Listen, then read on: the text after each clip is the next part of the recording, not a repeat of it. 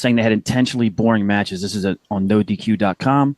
Matt Jackson of the Young Bucks on Tunnel Talk podcast commented on the team changing their the Tunnel Talk podcast. Yeah. Okay. Who are these guys? Monte and the Pharaoh. I guess you were on their show, from what I understand. I don't remember, but they went on. Somebody sent me a message saying that they said that you had with them, and that for us not to pretend we don't know who they are. And I was like, who? I mean, how long ago was this? It's like, you know, right. I did a podcast. It's like, those these guys, you know, and then so I guess they did a whole show, right, on us like dissing them, right. And I still don't know who they are, right. I was tagged by them, okay, on Twitter, right. And I put, first of all, who are you guys? Right. And then I put like 2 smart marks. Right. Yeah, I have no clue. So yeah, whatever. All right. So continue reading, Joe, or were you done? So on this show, Matt Jackson.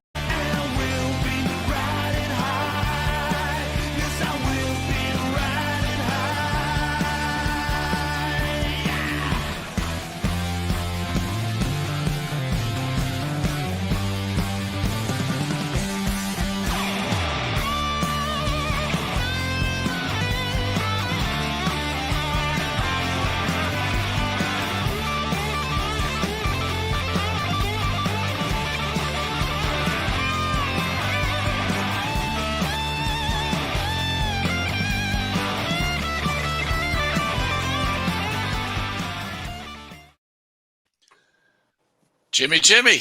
What's up? People talking shit again? What's going on, bro? Did you? So we had spoke this morning, right? We were talking about the show and stuff, and it's so funny. We ended up talking about like possible feuds that we've had over the years, just bullshitting, and we were talking about Conan and Disco and a guy we know. I already Ryan. forgot what made you laugh. I know I said something, but I know. It was classic too, by the way. Yeah.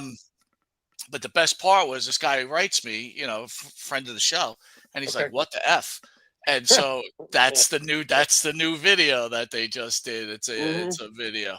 So again, here's the funny thing: they don't know who we are, but they know we did an entire podcast on them. Which one is it? Again, I'm not getting it, Jimmy. First of all, I don't remember us doing an entire podcast on them. They were they were a segment. You see, we have a thing that you gawked over at years ago, Disco, called a script. So they were a segment on our script. Okay, I love how Glenn needs to immediately get Conan into it. He needs Conan. He's like us, dude. We weren't even talking about Conan.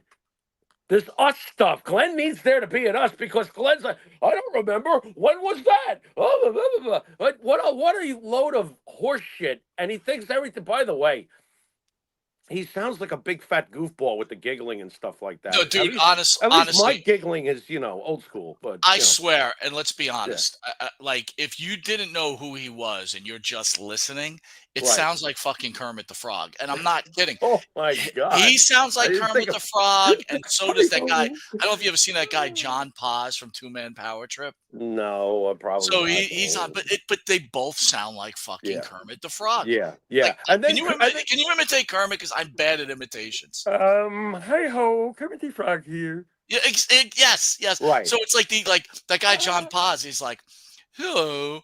I can't do it. God darn it. But it's like, hello, Maven. How are you? And I don't know, dude. I have no idea. And then Conan can't even remember what he wrote back because he did write, who are you? But then he wrote, if you have a problem with the show, get in line. Right. Can I just point out that never once in my entire life did I ever stand in a line to go see either one of them or their WCW cards? I would not get in line for Conan or Disco ever. Okay, and who am I? Yeah, we're smart marks. I love how the smart marks. We're wise to you guys. What do you mean I'm no smart mark, dude. I'm no smart mark. I mean, no, we're not even close to being smart marks. We're wise to these people. It's like, are you kidding me, dude? What is a smart mark, dude?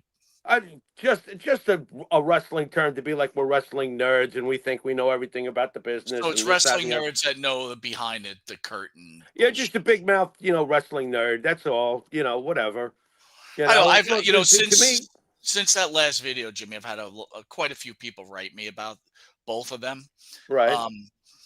So again, we got to table Glenn Gilberti, right? Disco Inferno, because legitimately, I don't know how he hooked up with WCW. Again, whoever was a wrestler at that time that got involved in there, they all made tons of money for whatever reason, right? I saw a podcast. Business was hot back then. Well, I saw a podcast on Eric Bischoff, and they used to call Eric the ATM, I guess. But with all that being said, Gilberti, right place, right time. You know, he made good money, but you know, he's nothing. So let's talk about the more popular two would be Conan. And let's be legitimate about Conan. You know more about him than I do. I know Conan from the WWF days as Max Moon. Terrible. Right. Well, my point. He knows that too. What a terrible gimmick to give him anyway. Go on. Well, what does that say about him, though? Says that he took the job. It was early on in his time here. Or does it say that they felt that there was nothing behind this guy? Well, let's think about it this way. Well, obviously Vince didn't think there was anything behind him. That's got to be obvious. Even if you go through his time thing, right? So he wasn't good enough to be anything. They put him in a rubber suit, whatever else. Didn't work out. Terrible gimmick. He, then he goes to Mexico. Supposedly he was an icon in Mexico. I don't know that to be the case. Right. I wasn't in Mexico. Right. I have no idea. Right. I do know from talking to plenty of people that have worked for him, either friendship wise or as a wrestler, that he was a very ruthless promoter and screwed the boys over a lot. Okay. That's what I wouldn't know, but okay. Don't know. I got and then let's put him in WCW where he became somewhat successfully or popular in WCW, made good money. But not once did Vince call upon him to come to the WWF. He had Guerrero there. He had Rey Mysterio there. But you can't put Conan in their category. He was nowhere near. But that's what I'm saying. What does it tell you about him as a wrestler that the biggest organization in the world wanted nothing to do with him? More importantly to me, what does it tell me as a fan? Because when I wasn't interested when he was on, I told you what I thought last week or the week before when we brought all of this up. I gave you my wrestling opinions on both their careers. Conan was a mid-carder who could talk good. I thought he was good at promos because obviously he got a reaction from fans. That's what you're supposed to do. His character never did anything for me. I was never interested in him. But what does that fucking matter? We're just stupid marks to them anyway. I almost don't want to waste any more time on them because they clearly, one has revisionist history and the other one's just going to talk shit to back his partner. So to me, okay, that's enough for you. Whatever. You know what I mean? That's how I feel. I know. I think I could talk for we. I don't think we need the love from Conan and Disco Inferno. No, we don't. I mean, legitimately, the whole thing started from a great interview with Curtis Axel, who didn't like Conan.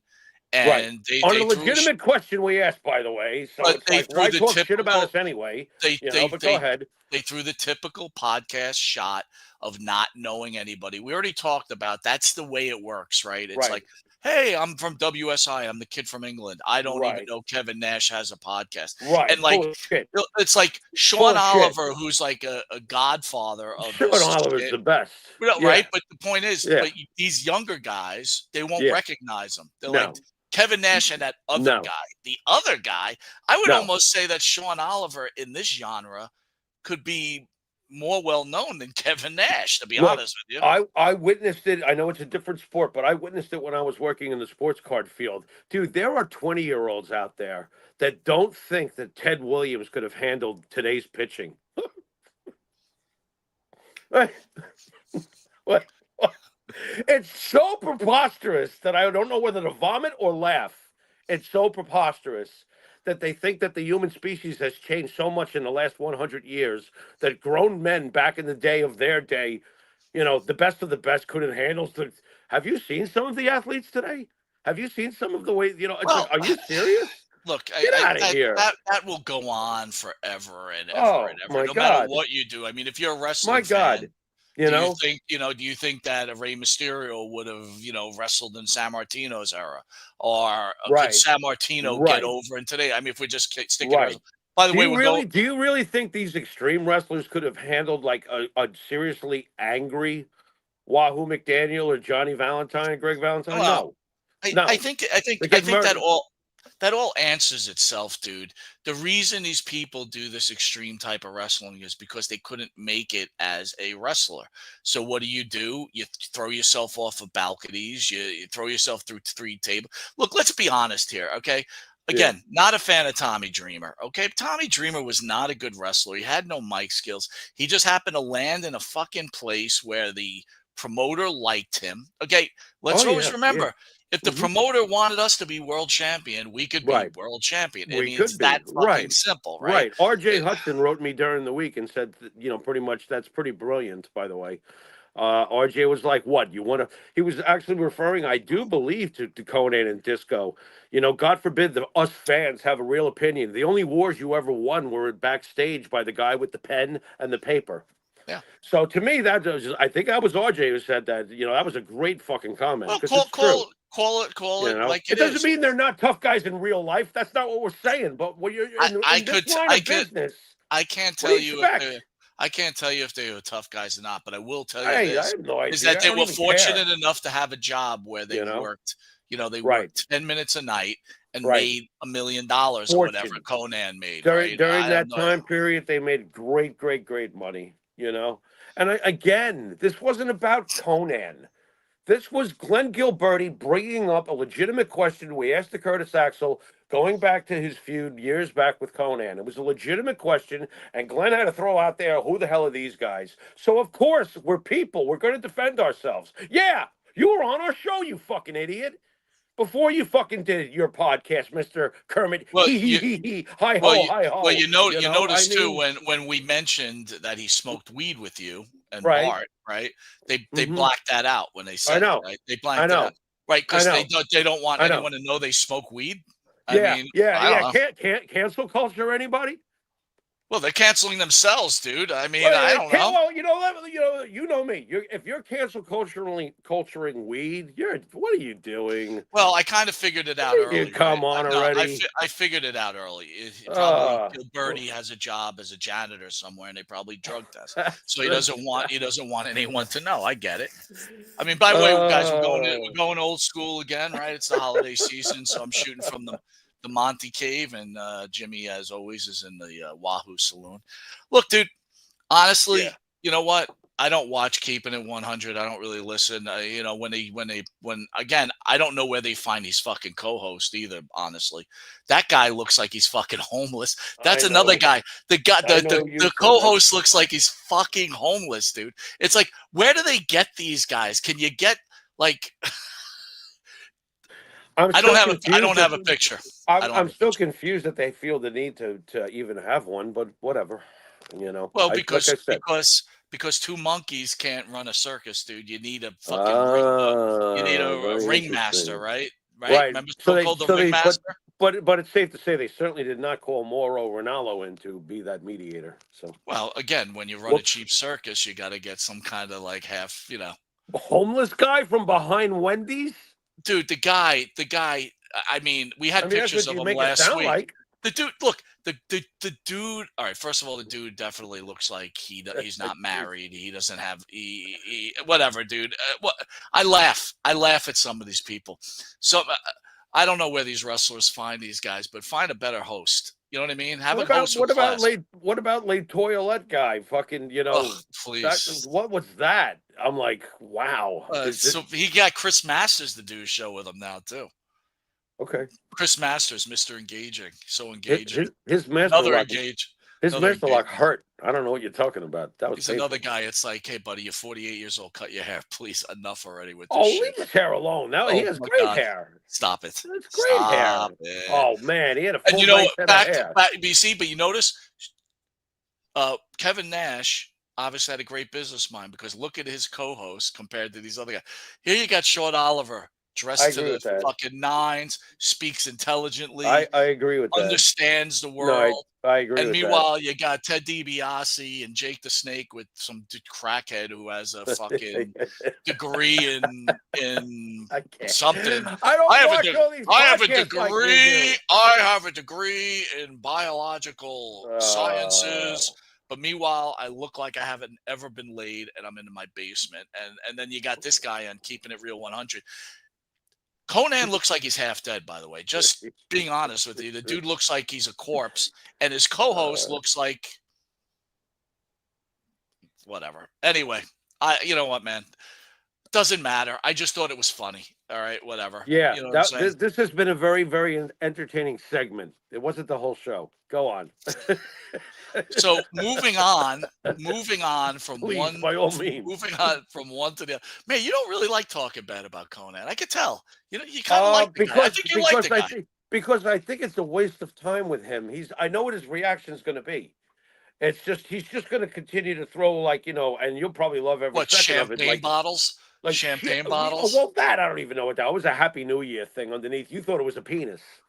I blew the thing up. I'm like, bro, it's a champagne bottle. It was a Happy New Year, whatever. No, according to him, it was a smart mark emoji, which I don't even know where you get a smart champagne bottle is a smart mark emoji. I'm just telling what he said. He goes, "Oh, I responded with a smart mark emoji." I'm like, "They have a smart mark emoji?" The only comment I heard him say was, "Is if you got a problem with the show, get in line." And like I pointed out, I've never been in line for either one of them. Never would I be.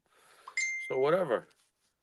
You know, are just too funny, man. I could care less. I'm sure they could care less. Move on. I like you, Conan. I do not like. What do you want me to tell you? That he looks like a raisinette? I agree. Thank you. Good. That makes me feel better. A dry raisinette doesn't make me feel better. I look at Conan. I'm like, what the fuck is going on with you? By the way, not to be serious. To be serious, remember a couple of weeks ago when you showed me Randy Moss? I thought to myself, he does look sick, and now I read that Randy Moss has cancer. Oh, it's cancer! I did not know that. Yeah. I know he was having problems with his eyes and stuff. Christ. You know what I mean? Yeah, I don't know, man. It's dead. So anyway, you and I were speaking about feuds, and then I was just, for some reason, our friend Kevin Scampoli came up. Remember that guy? Friend. Our friend Scampoli. He was the lowest of the low. Well, so I was thinking about him, and I'm like, oh, let me see what this guy's up to. Why? So it's just the way it is, right? So I'm gonna read you something. So I went to find out what was going on with Scampoli because all his videos were down, and even on the stuff. So I read this. Oh no! Scampoli has been faced criticism for controversial statements, including allegations of racism. A YouTube video titled "Kevin Scampoli Doubles Down on Racism Towards an NXT Discusses Such Incidents." So Scampoli has been knocked out of the box, Jimmy. What did he do? What did he say? So you don't have to like say, but yeah, I mean, I'm not. So here is the ad. Yeah. Can you read that thing? No, I can't. But go ahead. He calls an AEW guy a slave, but it's a lot worse than that, man. He uses some really bad terminology. Does he use the infamous N word? Yes, of course. Oh, he's done. Well, no, that's what I'm trying to say. He is done. And he should be done. Yeah. Well, he should be done. And that word is not acceptable. I don't care what year it is. And then if you see up there, everybody who's watching, I was shocked to see this. It looks like Mr. Scampoli doesn't have a great clean record either, as he looks like he was incarcerated for a little bit amount of time. All right. So, our fears, not our fears of Scampoli, our issues with him are certainly not unfounded. He's turned out to be the piece of shit that we thought he was from the whole time, right? Oh, yeah. I mean, like I described him earlier to you, like, we've come across a lot of people in this business, obviously. A lot. And a lot of bad ones, a lot of bad people, unfortunately, are in this industry. We've met some good people, of course. But he was the bottom of a Brooklyn toilet, public restroom toilet. He was like the worst of the worst as far as the slime factor. There was nothing there was no line he would cross over. He wouldn't cross over. He crossed over every single line. And for you to tell me that he's been, basically, stopped because he's dropping the N-word left and right, regardless of what political party you stand for, I know I stand for this much. That word is not tolerable. I don't care who you are. I don't like when black says it to black, and I certainly fucking despise it when white says it to black. It's like, what the fuck are you doing? The fuck are you doing? That word should no longer exist. We should be done with that by now. If Well, we're as I think mature, I if we're as mature of a society as we'd like to think we are, that is definitely something that will get your shit thrown off the air, and it should be thrown off the air. Well, I That's got to my- be honest with you. Considering You know. what he did there, but I thought his actions or the things he said about Kevin Nash's sons were 10 times worse than that. Right? Oh, I get it. On any level, it's bottom of the toilet, like in the most stinkiest public restroom in Brooklyn. Well, And if you're from New York, you know what I mean. The Oh, funny my thing, God. Jimmy, I think I've even said it to you, right? I thought the guy had talent. I really did. No, he did. He did not know how to curtail himself. He had a strong personality with absolutely zero filter. There has to be some filter. You can have an edge, but if Stone Cold drops certain words back in the Attitude Era, that show's canceled. You can have a fucking attitude. You can have an aura and an aura. He was capable of fucking holding a conversation and being an interesting listen. Right, Mike? He was. I thought the capable guy had a of lot, that for sure. I thought he had a lot of talent. I just thought that he was way over the line. He was way too blue and way over the line. It's funny. I was talking to you, Jimmy, and I was saying to you that I felt like in this kind of broadcast type of world, right? There's there's a line that you just don't cross. Like calling Conan a dried up raisin, which is true. It was a raisinette. It's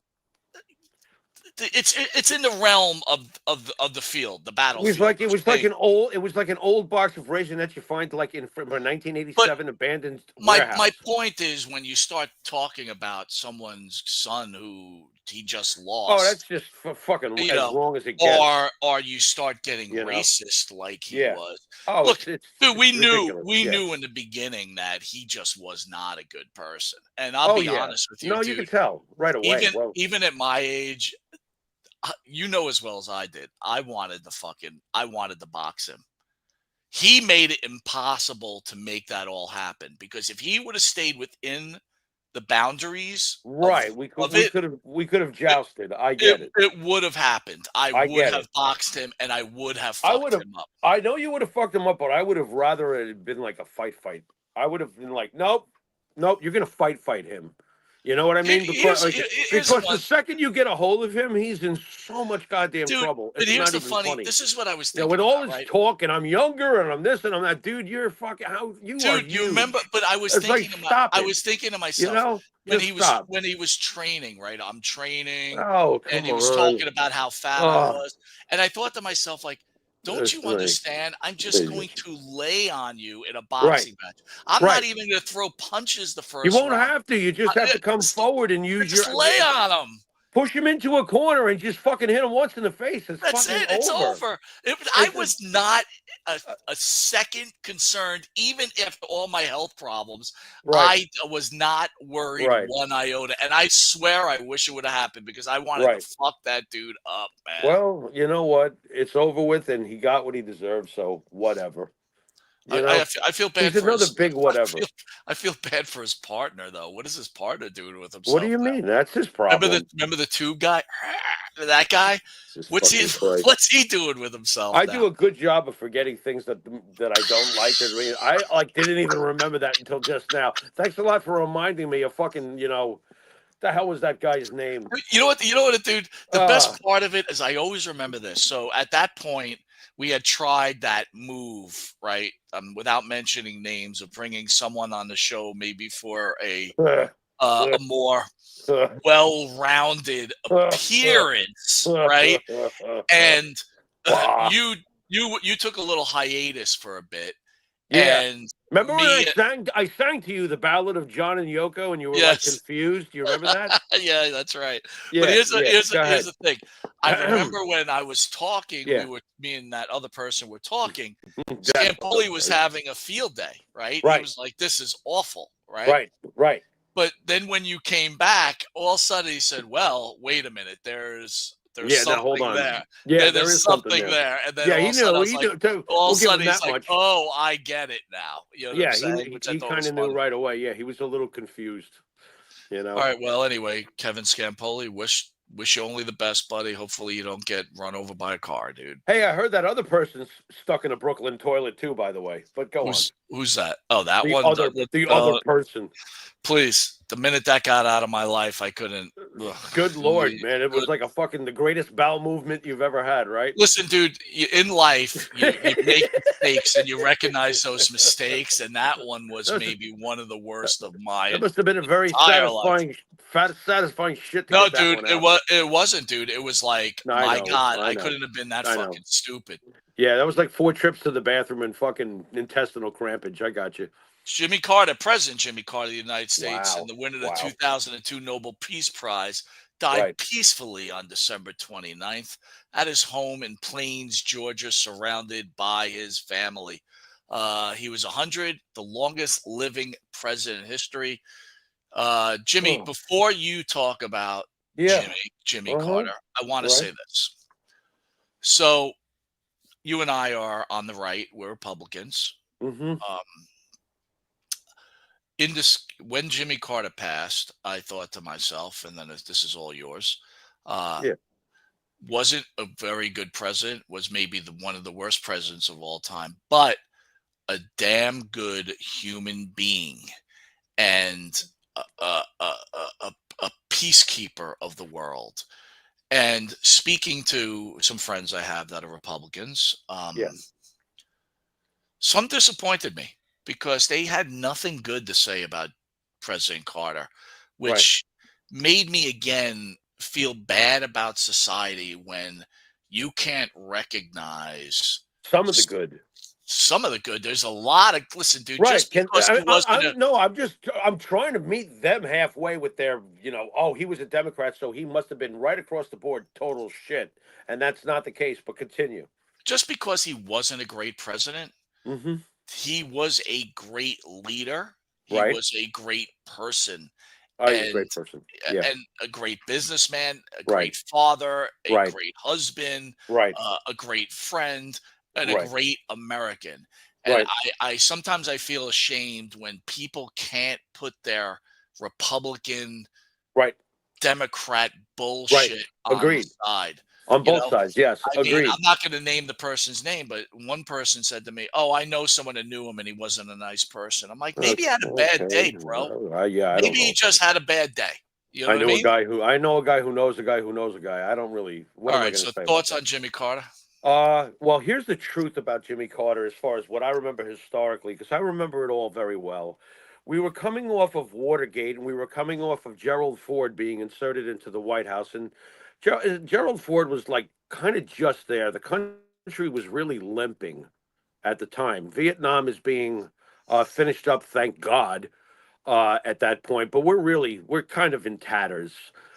Jimmy Carter runs for presidency, and this is what I do remember. Jimmy Carter was very popular when he ran. He was very popular with the country, and he did not have much of a fight. He won the presidency fairly smoothly, from what I recall. He was pretty much a beloved guy.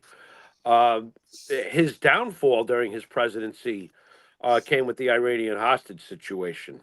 What's sad is what's forgotten. Yes, the Iranian hostage situation, he handled that terribly because, getting back to what you said, Jimmy Carter was a man of peace, and he was trying to find any way he could peacefully, and it was a mistake. It was a mistake on his part to try to, as peacefully as possible, he tried to sneak them out. You remember that failed. That basically ended his presidency when the attempt to sneak the hostages out failed. Jimmy was done, but Jimmy did do one thing during his time in the White House that is just so amazing to me. And when you think of the thousands of years of differences between the Egyptians and the Israelites, and that he somehow managed to get Menachem Begin and Anwar Sadat to sit down with him at Camp David, and they made peace. And Egypt and Israel have been pretty cool with each other ever since. If you really think about it, they have. And that, to me, was an amazing accomplishment. Now, overall, as the years went by, Jimmy Carter became, I think, a little too unrealistic in his quest for peace, just personally. I mean, I'm still a Republican. Like you said, at the end of the day, I have certain values that I think Jimmy was out of his mind, but I also think one of my favorite artists, John Lennon, was out of his mind. Imagine no possessions, he writes in Imagine. Like what? You're building at the Dakota? You're 7 cars? You have plenty of possessions, John, you know? So But isn't basically, that what a well, that's true. He did have plenty of yeah, easy you know what I'm saying? It easy just for the man that has all the possessions in the world to exactly say, like imagine if you didn't have possessions. Foley telling you and me, don't worry about the price of McDonald's. Well, excuse me, Dude, I need to. That's right. You know know? what, Jimmy? That is a great point. And I was just listening to some dude today, and he was like, he's a rich guy, and he's like, sometimes I have to put myself and get myself straight. So I go walk. I live on the streets for like a couple of weeks, so I could get back into like get my head straight. And I'm like, that's coming from a guy who has millions of dollars and can afford to go live in the street for 3 weeks. And go play homeless guy for 3 weeks. Yeah, but you brought the great point, Mick Foley. Like, so what? Your hamburger's $9. Fuck you, Foley. Right. We weren't fortunate enough to throw ourselves off the top of a cage, and make $1 million. Right. Well, and to sum up Carter's presidency, it ended badly, but it took us towards Reagan. Carter actually did a decent job setting up, because we were such a mess with the Ford Watergate transition. Carter at least gave us 4 years of a president, and he wasn't pulling any shit. His only failure was he was too soft. Honestly, at the end of the day, that's why people wanted Reagan. But because Reagan told Iran he goes, by the time I get elected, if those hostages aren't back, we're going to have a serious problem. And you know what happened? You know what I mean? But at least Carter got us to the point where we could at least become stabilized, and Reagan stabilized. Well, to be fair to Ford, you mentioned Ford. He was just there. But the stench of Watergate, he couldn't get it off him, right? So he was part of that group. So that was you're right. It all led to what I believe is the greatest president of all time, Ronald Reagan. And I got to tell you, anybody that tries to stick that guy, it really pisses me off. By the way, Missy Beefcake in the house. Missy, I miss you. I haven't spoken to you well. And I got to tell you, just to bring up Mick Foley, like, again, not to talk about Vince McMahon, but again, Vince McMahon made all these guys millionaires with limited skills, right? A lot of them. Let's be fair, limited skill set. We're talking about Foley right here. And it gives Foley the right to tell us how to run politics in this country. Get the fuck out of here. No. Nobody wants to hear from athletes or actors anyway. I mean, are we past that finally now with the election? Can we get past that? I don't want to hear from athletes and musicians and actors. I don't want to hear from you. No, I don't want to do your job. Go do your very, very insanely well-paid job. The public still needs to have music and needs to have movies and stuff like that. Go make them and stay in your own lane. Linda Lavin from Alice passed away. Your rundown on Linda. Well, Alice was, by the way, did you realize that Alice ran from 1975 to 1984? That's 9 years, Mike. Oof, I did not realize it was that long. It's a long time. And it was a simple premise. It was just, a staff that worked. Yeah, but didn't they brought in a kid later on, didn't they? Like after the son got older. Don't that jump the shark moment? They bring a young kid in. They had it right at the end. The Oliver syndrome. I can barely even remember the character, but I mean, at that point, Alice had way run its course. Well, let me ask you this: did you find Alice hot? No. Really, I did. No. I didn't find any of them hot. I found Flo I didn't find hot, and that other chick I didn't find hot either. But no. Alice was hot. But it was a comedy. I enjoyed it, and it had Mel Sharples. Mel Sharples was hilarious. What was his name? Vic Taybuck, I believe, was Mel. And it was a simple premise. It was a diner. It was a staff, and every day they'd go at it with each other. It was hilarious. Obviously, it was funny enough to be on for almost 10 years. It was a great show. Everybody's gone from that show except for Flo. She's 87. Kiss my grits, Mike. Kiss my grits. Mel Sharples, kiss my grits. Before we get on, and I'm excited to talk about, we're going to have our year-end awards. We've got a lot of awards to give out, and again, Missy Beefcake is up for one of our awards this year. Okay. Which will be very exciting. All right. So I'm going to name a few people, and if you have anything to say, please Pharaoh it in.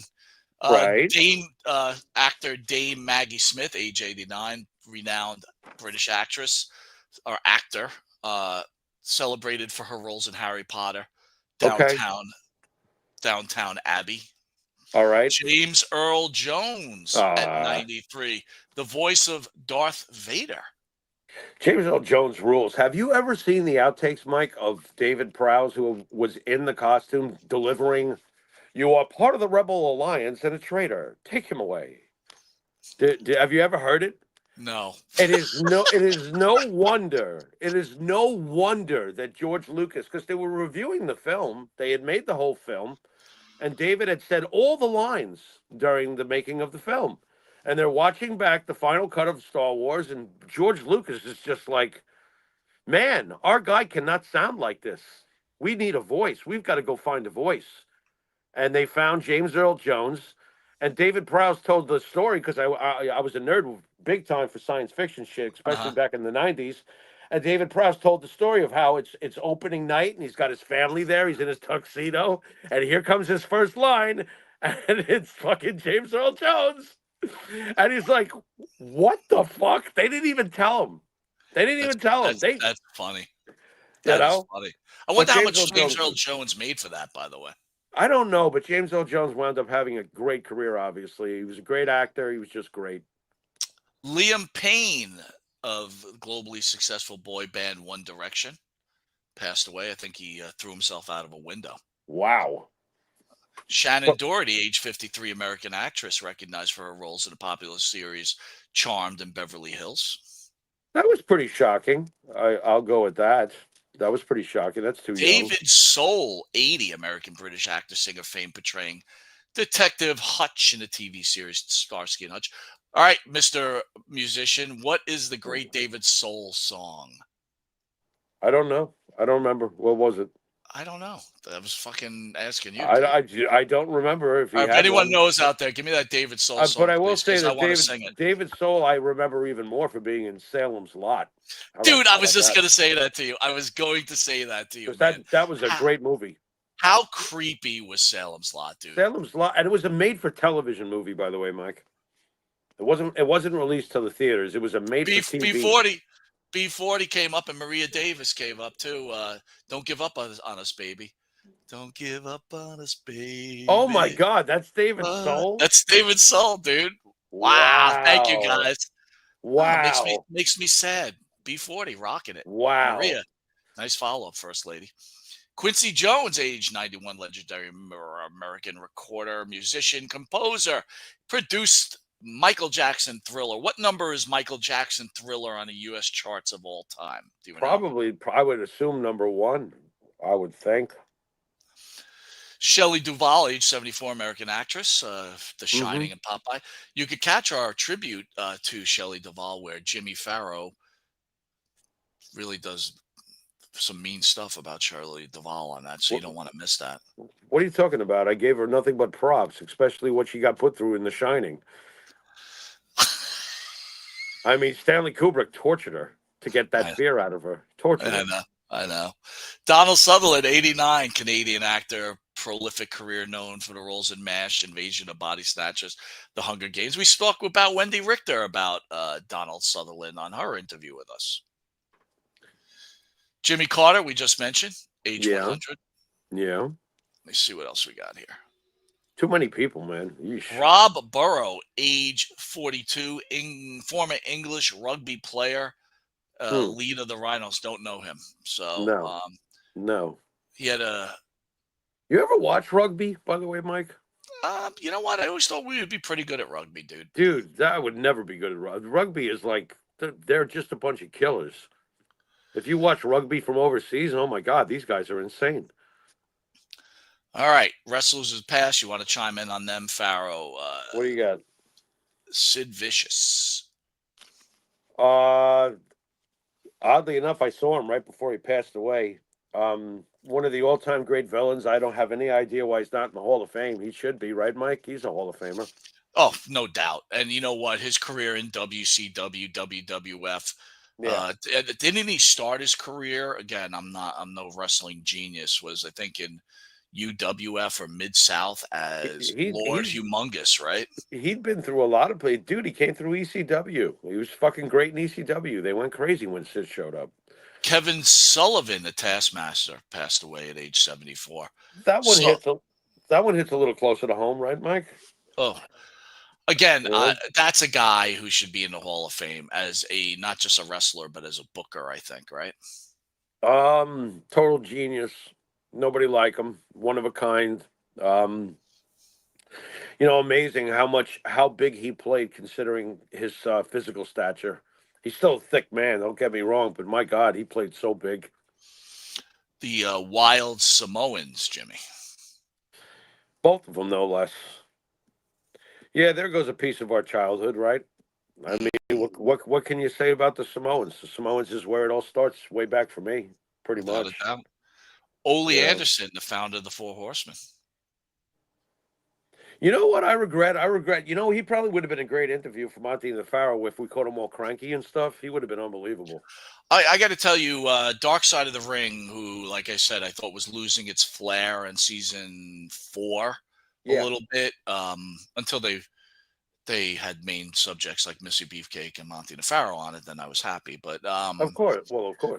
But I will tell you the Black Saturday edition. Yeah. I was so amazed on how much I didn't know, and the whole thing with Ole. And, as a kid, you don't know anything. And if you remember how much we loved Georgia Championship Wrestling, and when, Black Saturday happened, then it came back, they were in the morning, and we saw guys like Killer Tim Brooks and guys that no one knew the fuck they were. And we were like, what happened? Like, where are the wrestlers? You know what I mean? Right. But when you get that story behind it, it's just so effing amazing, dude. It really is. Well, now we know what we didn't know. I mean, I remember being pissed off and confused. Virgil, who you could catch Virgil in a very special interview on Monte the Pharaoh. He passed away at age 71. Always wondered, Virgil had quite a long career. WWF, WCW. I have to think that guy made a ton of money. Don't you think? Well, he certainly didn't strike me as somebody who had it when we saw him. No, that's what I'm saying. So maybe he didn't, but I would always think, like, considering that dude's career. Scott Big Cat Hansen, Pacific Northwest. Francisco Quisto, an independent wrestling guy. He passed it. Mm-hmm. Wow. Fucking age 48, dude. What a shame. Well, we just lost Jack. We just talked about Jack's day in Godzilla last week. He was 48. Terrible, dude. Yep. Asahi, a Japanese wrestler known for his work, 33, dude. What are these people passing away from at 33? You know what? They don't have the cause of death in there. Isn't it weird when people die, the first thing you think about is like, how did they die? Like, if they died in a car accident, it kind of makes you feel better. Like, oh, okay, I'll be okay then. Not really, but I understand. I know. You know what I'm saying? It's like, what he died? Oh, a car accident? Okay, well, that happens, but if you see a 33-year-old dropping dead of a heart attack of cancer, you're like, oh, shit. Yeah, it's confusing. Yep. Harold Hogue, Ice Train, 57 years old. Ice Train. I remember Ice Train. Scorpio Jr. Not recalling. Listen, this is for the true wrestling fan. You know what I mean? Oh, so we're not smart marks. Gotcha. No, Conan is wrong. We are not smart marks. Way off. Oh, dude, we got before we even go to commercial break, we got to talk about this. Yeah. So, little wrestling talk. Yeah. I was thinking about, I went to the Garden last week with the wife, right, to see the Christmas edition or whatever at Madison Square Garden, and I told you I was like, but after Monday night, between Seth Rollins and CM Punk, and I'm sure everybody has seen it, so we don't have to regurgitate. Do you think that's the greatest promo that you've ever seen in pro wrestling? I think I had said that the Cody Rhodes Roman Reigns skit was the greatest thing I've ever seen. But I'd almost have to say that the Seth Rollins CM Punk might be the greatest matchup that I've ever seen. I think that every generation has its examples of great promos, but everything that makes today's wrestling promo work, we just watched, because these two guys are the perfect match.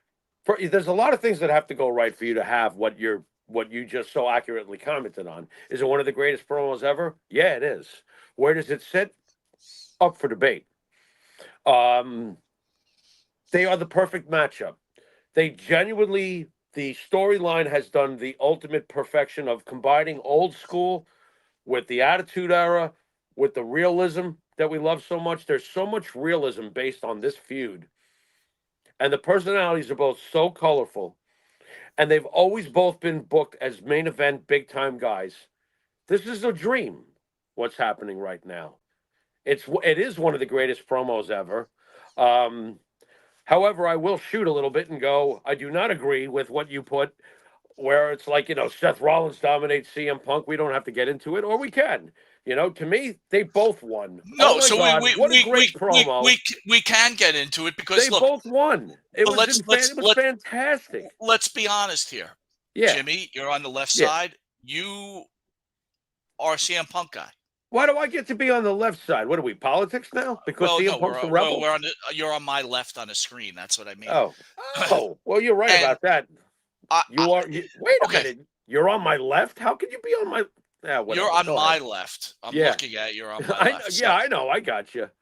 But I just moved my left arm, and this is the one that's closest to you. Here's what I thought as I was watching it, right? Jimmy's always been a CM Punk guy. When he went to AEW, Jimmy was pumped up about it, but all the things that happened, Jimmy kind of was losing favor in him, right? I'm just trying to give a description. But CM Punk represents a lot of things that I think you represent, Jimmy, right? I don't want to say that you're anti-establishment, right? You're not off. But you like the fact that a man's going to stand up for himself. And I think that you also look at Seth Rollins as a company man, right? He's going to toe the line. And that's what I see too. And I was thinking to myself, like, here's Seth Rollins, loyal, mm-hmm. Yeah. Vince McMahon loyalist, WWE loyalist. Right. Even when CM Punk was in AEW, the things he used to say about certain things, he always stood up for the locker room. He's always there through injury. Right. Whatever you needed him to do, he was there. He is a founding, an anchor of the WWE. And when I'm listening to this Monday night, okay, I don't care if they're this great of actors, well, then kudos for them. Because to me, there is a dislike there. Of course there is. Ends. And it's real life dislike. And yes, there first of all, kudos to both those guys, number one, to be able to shelf that and have a great promo and not let it get too could get out of control, right? We've seen things with Shawn Michaels, Bret Hart, right? You've seen all these promos that Roddy Piper, that things have caused issues. So I give them kudos. Here's my problem, dude, and then I'm going to let you take it from here, right? CM Punk, known for the infamous pipe bomb, right? That's how he really got his career going in the WWE. Yeah. One of the great mic men of all time. Okay. Oh, yeah. Mm-hmm. All right. He always, though, has had problems. And the public criticism that he's got, I've always felt was deserved, Jimmy. I got to be honest with you. Look, this is a guy who was angry because he felt that the company should have let him main event WrestleMania. And his disdain for Vince McMahon, who made him a millionaire, okay? I'm going to let you take it from here, but all I'm going to say is this. His disdain for Vince McMahon. Look, everybody knows Triple H did not like CM Punk in real life back when Triple H was a wrestler. That's Vince McMahon's son-in-law. Vince McMahon is going to stand by his son-in-law over CM Punk. Okay. And to be honest with you, at that time, CM Punk should not have been in the main event. Okay, we were going Rock Cena, if I'm correct, right? Right. You could not top that at that time. So for CM Punk to think he got shafted is a joke. It really is. And I've always been a believer that a leopard never changes its spots. You are what you are. Right. CM Punk is impressing me. Don't get me wrong. And I Right. got to tell you, I'm so, as much as I disliked him, I'm so glad he's back in the WWE, because between him and Drew McIntyre and now what's going on now, I give kudos. But here's my point. Any fan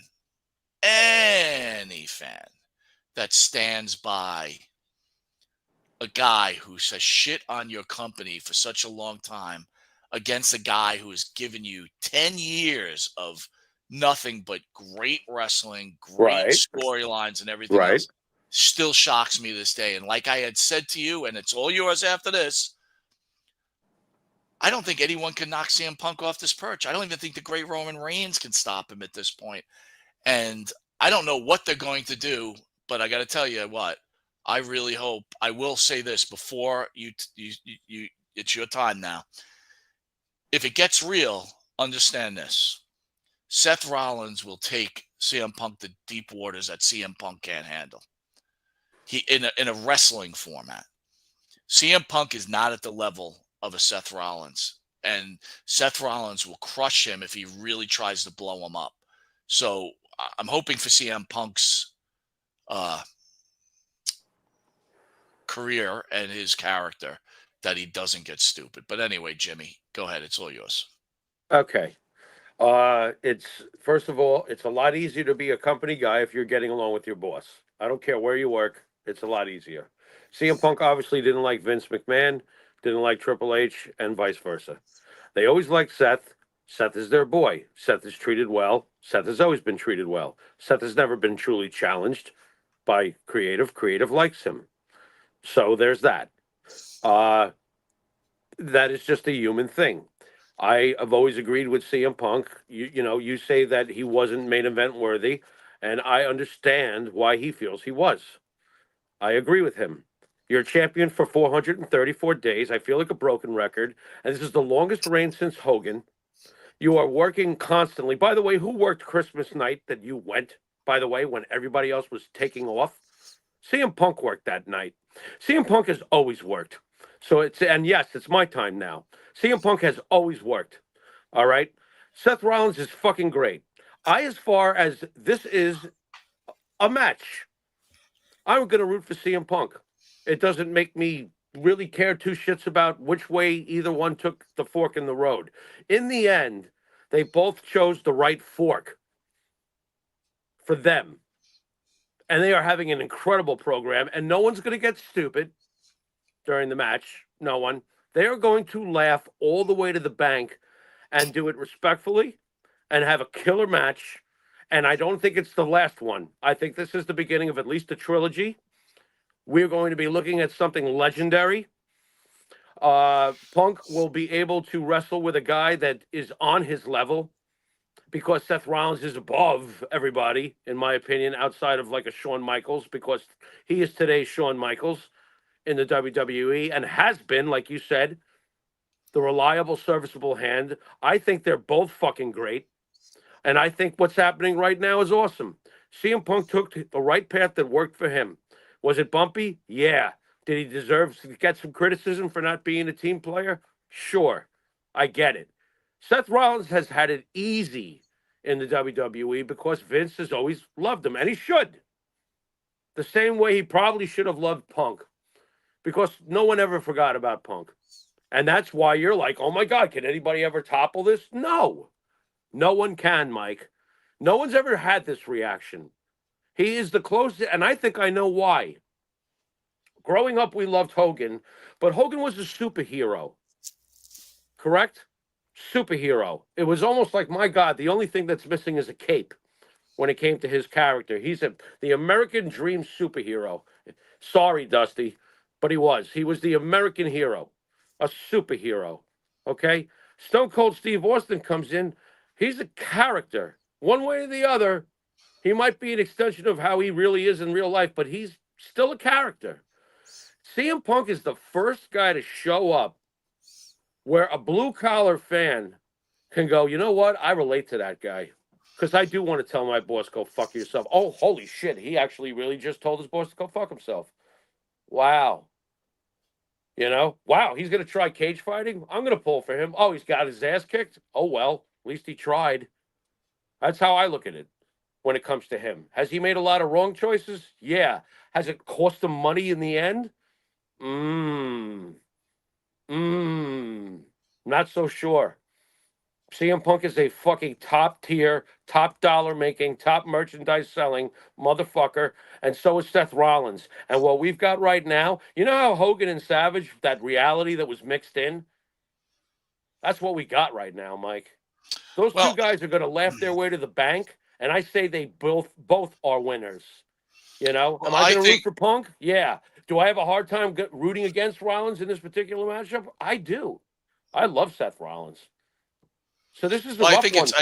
I think it's loyalty against anti-establishment. Well, I know for you it's more company versus, like, to me it's a match in my favorite company. That's how I see it. You know what I mean? I think inside I want it to be, again, if it's not real, this is what I like about wrestling, right? So, you know, I came out of that Christmas thing like, right?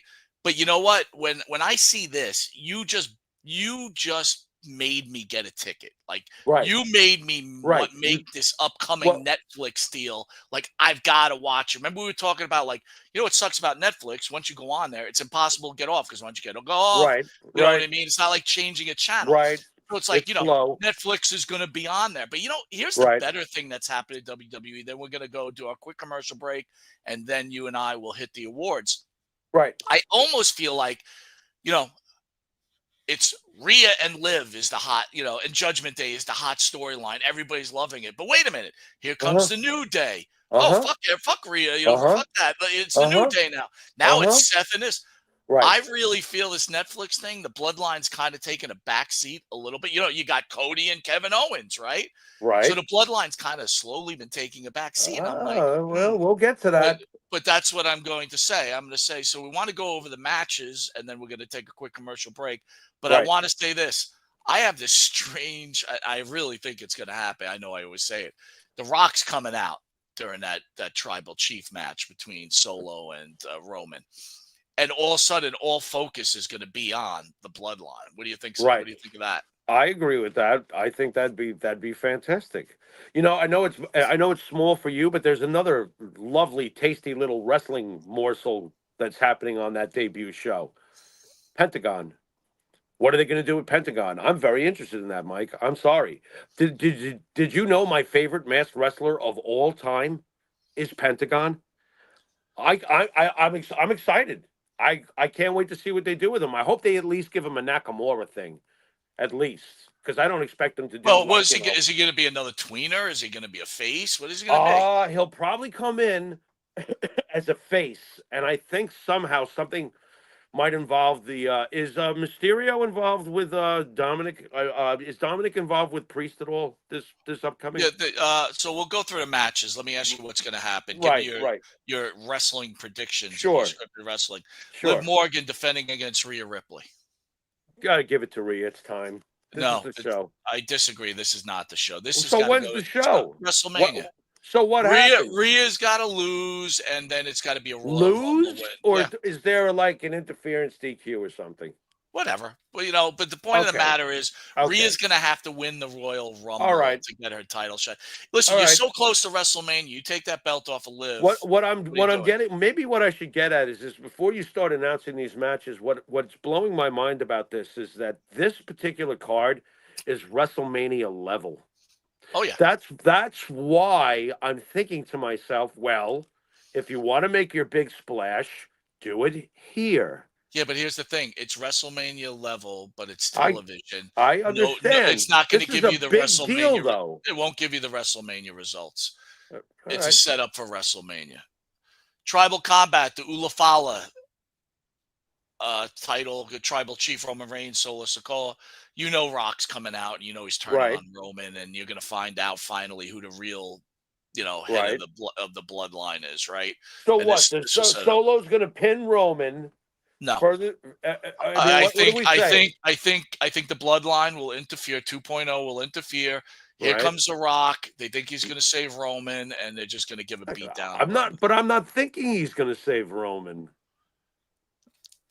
You and me don't, but I'm not thinking that. Every 10-year-old kid out there will. You know what I'm saying? It's interesting. Listen, I'm going to stick to it. Cody is losing the belt at the Royal Rumble to The Rock. Roman will be wrestling The Rock. I mean, I'm sorry. That's nice. All these Cody Rhodes fans that just want this to be Roman and The Rock for the head of the table. The head of the table is fine, but it's really not what you need. No. CM Punk, Seth Rollins, I think you will get a winner on this. And unfortunately for me, I think it'll be CM Punk. Your thoughts? Well, I think we're going to have at least 3 matches with them. So I kind of agree. And then, people will think Punk's going to win the feud. I don't think that Punk should win the feud, by the way, even though I'm a Punk fan. I think you'll see a 3-way at WrestleMania, probably Gunther, Punk, and Seth. Punk's finally getting his main event night 1, and he'll win the title. Finn Balor, Damian Priest, whatever. Disappointing Intercontinental Finals for the women. I'm really disappointed in this. It's Dakota Kai. I didn't mark it down, but it's Dakota Kai. I thought it was going to be Io Sky, but the Valkyrie girl. Huh. And I'm just like, wouldn't it have been cool if Io Sky was wrestling? Right. Dakota. I thought it'd been all right. Dakota Sky, I don't know. You think is it Dakota's time because, they're trying to establish what she's trying to do? I'm not sure.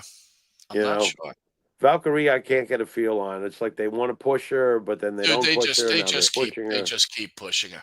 All right, Jimmy, we're going to take a quick commercial break, and then we're coming back with the year-end awards. We've got some really, tremendous.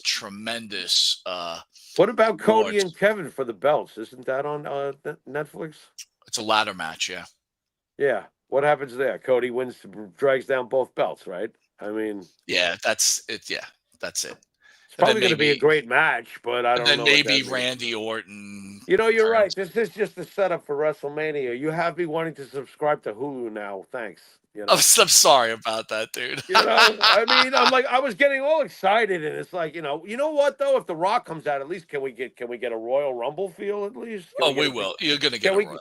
Are we gonna get a PLE, a little bit of PLE like feel on this show? Look, no, this will be a fun, great I think this card. is gonna be a big show. It looks pretty good. It'll be tons of setups.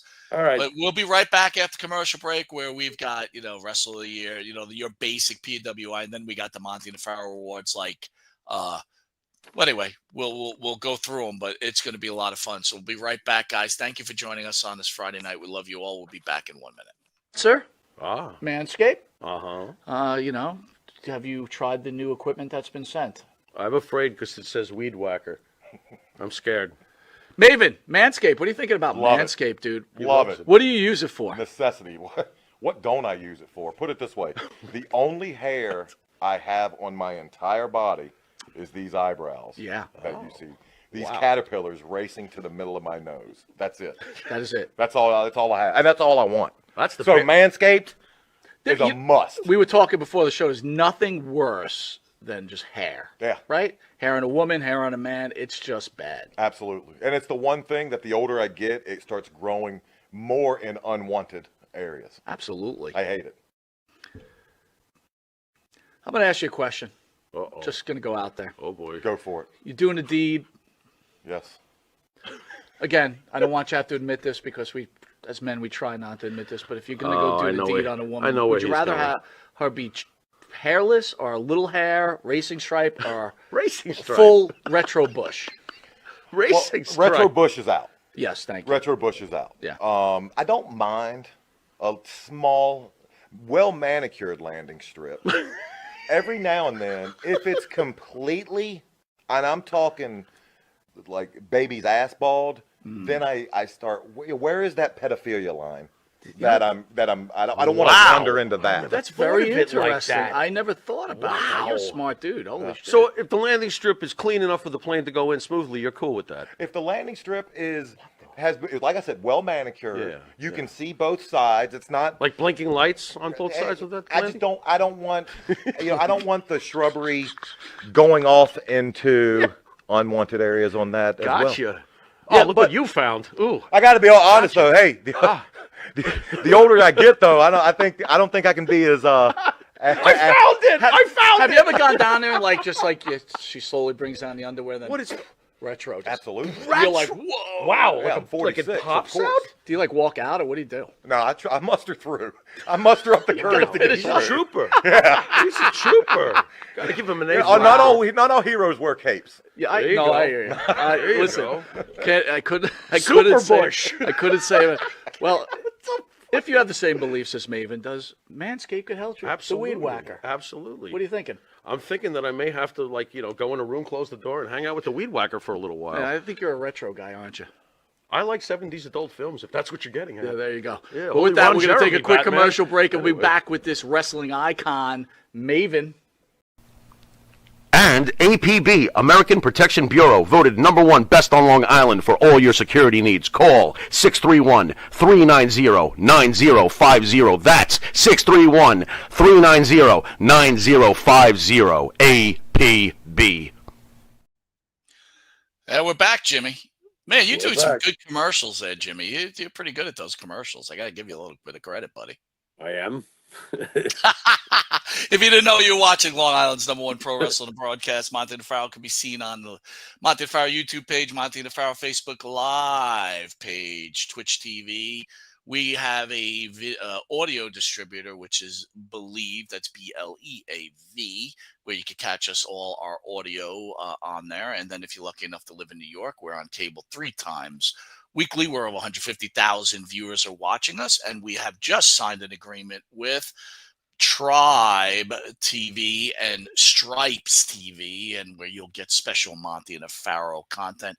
Jimmy, you ready to do the awards? This will be our first time ever doing awards. Really? We've never done it before? We have not.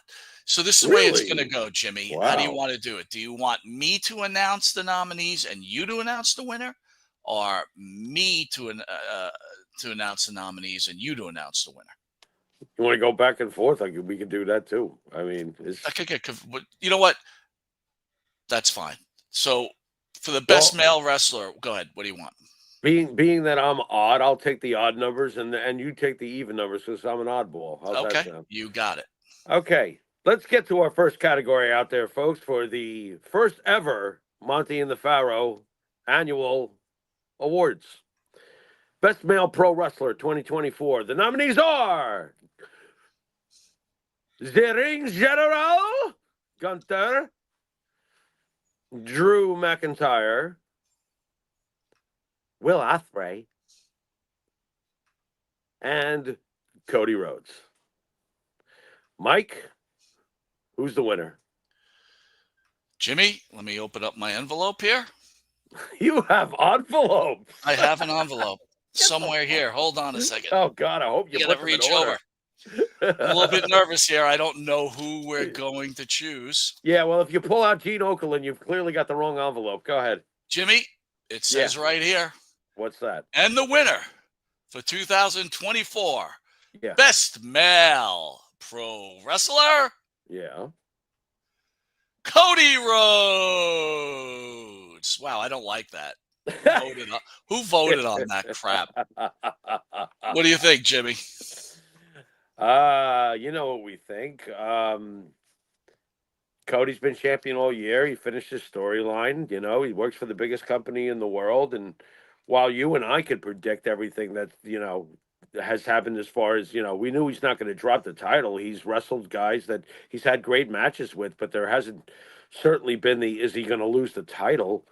There's that. But look, on paper, the bottom line is he's been the champ all year in the biggest country organization in the world, period. I mean, let's talk about it this way. We forget.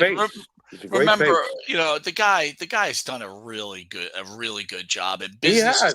business has never been better for the WWE. He has. He's delivered. His matches have been great. I mean, to me on paper, he's the one that deserves it. Don't tell me Will Ospreay. I understand technically what Will Ospreay is. I mean, he's got to be on the list. I understand all of that, but don't tell me Will Ospreay. I don't want to hear it. If it's not, it's also. You could be the greatest technical wrestler in the world, but I want to know who you're performing to, and I know who Cody Rhodes is performing to. He's performing to in multiple places in the world, the largest crowds, period. Cody Rhodes is the man carrying the torch. Drew McIntyre had a great year. If we could briefly talk about these guys who were nominated. What a fucking year. Drew McIntyre is fucking great. To me, Drew McIntyre is the MVP. But, I mean, if you're being responsible, it's Cody. And Gunther is a great, great hand. Gunther is fucking fantastic. Fantastic. So as technical as Will Ospreay is, I'll watch a Gunther. Gunther Randy matches were fantastic, by the way. Well, there was a lot of great wrestling. I don't want to shortchange Will Ospreay. He's done a pretty solid job for the WWE. I would tell you this, though. One thing I don't like about his style is like nothing hurts him. He takes a pile driver, he's back up in a minute. It's more like video game wrestling, which I don't like. Yeah, it's that style. He's not the only one. There's a bunch of them that do it that way. He's just the best at it. And that whole Ricochet match and the way they wrestle each other, it's just whatever. It's a bounce-a-thon. I don't want to play a video game. This is a point of contention between us. So this is a little problem. But best female pro wrestler. Right. Nominee number 1, Bianca Belair. Huge fan of Bianca. Mm-hmm. She's done a great job carrying Chicago this year. Very impressed. Yeah. Nominee number 2, probably the strongest female wrestler in professional wrestling today. Yep. The great Rhea Ripley. A couple of things I wanted to remind everybody before Jimmy announces the winner. 2024 is based on what you did in 2024. I want to remind everybody that Rhea was hurt on April 24th, and she was for quite a long time, actually all the way till July. Right. And then took another orbital fracture in October 2020. Yeah. So if anyone thinks that Rhea is a wrap-up in this competition, I'm not so sure you're right. Right. Nominee number 4. We got 2. Wait a minute. Hold on. We got Bianca number 3. Rhea. Sorry, number 3. Liv Morgan, the WWF Women's Champion, and also the Saudi Champion. What was that called? What was that title they gave them? Geez. I don't even. It was so goddamn important that I don't even fucking recall. I love that. I love that whole angle. And nominee number 4, Mercedes Moné. Jimmy, you want to announce the winner, please? The winner for the best female pro wrestler in 2024 is Rhea Ripley. Wow. Well, let's talk about that, because after all, the folks at home may not realize it, but we've talked a lot about these decisions. Let's talk about where we're at right now. When you look at the 4, you want to break them down, because if I start with Bianca to me, unfortunately, listen, Bianca's the shit. Bianca can easily be main event. We've seen her do it, right, Mike? We've seen her do it. Absolutely. But for some reason, she's been with Jade for quite a while. That diminishes her. That diminishes the individual greatness that Bianca Belair had built for a little while. I'm not saying she can't get it back just like that, because she can. All depends on what direction they're going to take this booking right now. Right. So there's that. As far as her calendar year, this was not the year of Bianca Belair, because we've seen the year of Bianca. It was just last year. You know what I mean? We've seen it. All right. Mercedes Moné, I'm going to skip over Liv. I'm going to leave Liv for my last argument here, because that's the one that I think we might need to talk about. Mercedes Moné, give me a break. This was supposed to be a needle mover. She hasn't moved nothing.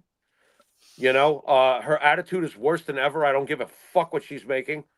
And it is not working. Period. This is not the year of Mercedes Moné. But she deserved to be a nominee. She has she deserves absolutely, but she is not the wrestler of the year. It's not even close.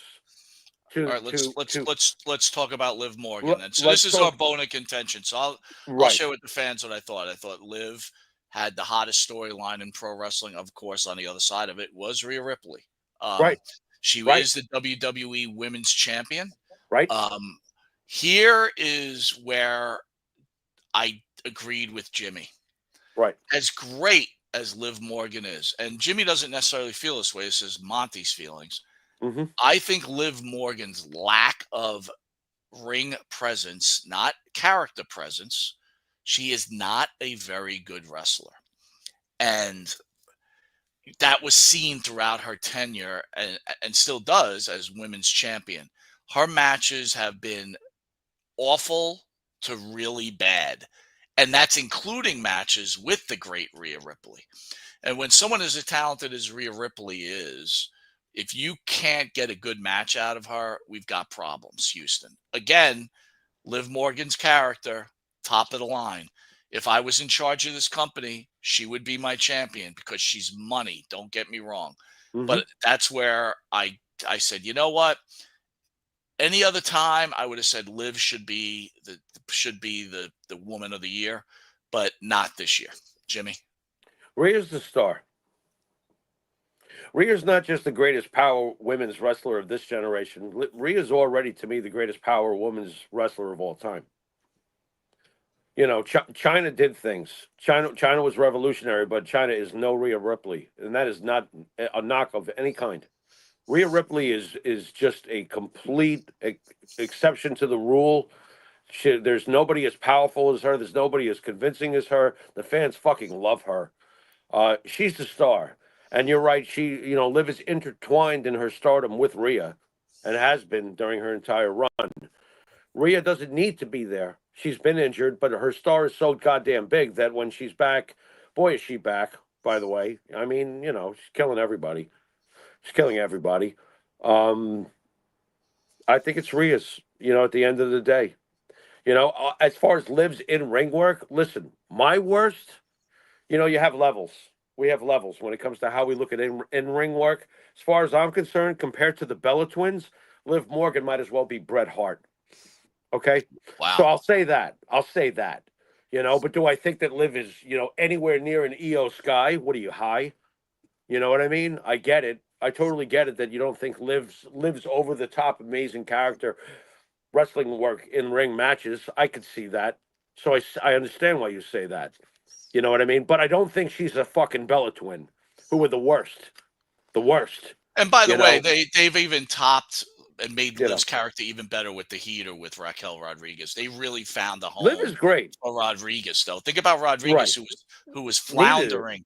And now she's a massive heater. All right, let's go to you name the nominees for the best men's tag team 2024, please. You know what? I got to admit, before I even read it, I'm not too pleased with the lack of. I thought there'd be more names I could gravitate to. You know what I mean? This has not exactly been like the year of the men's tag team. It hasn't, especially coming off a WrestleMania main event as tag team champions. Right. It has not. The nominees are an interesting bunch, I will say in advance. A particular team I happen to like, but are booked like what the fuck's going on here is A-Town Down Under. I find them very entertaining, but they don't go anywhere. Judgment Day, of course. Are you talking about Finn Balor with Frankenhead? With Frankenhead, yep. Yeah, with Frankenhead, who has got to be the blandest, by the way. Do you have any feeling when you see J.D. McDonough in the ring? Laughter. I'm like, what the, I don't care if you can go. I'm not interested. You don't interest me, Holy Conan Disco Inferno. I mean, what's going on here? Yeah, you're right. But, okay, so we have Judgment Day. Things get more interesting where we have probably the most well-known, obviously, on the list in my mind. You have the Young Bucks.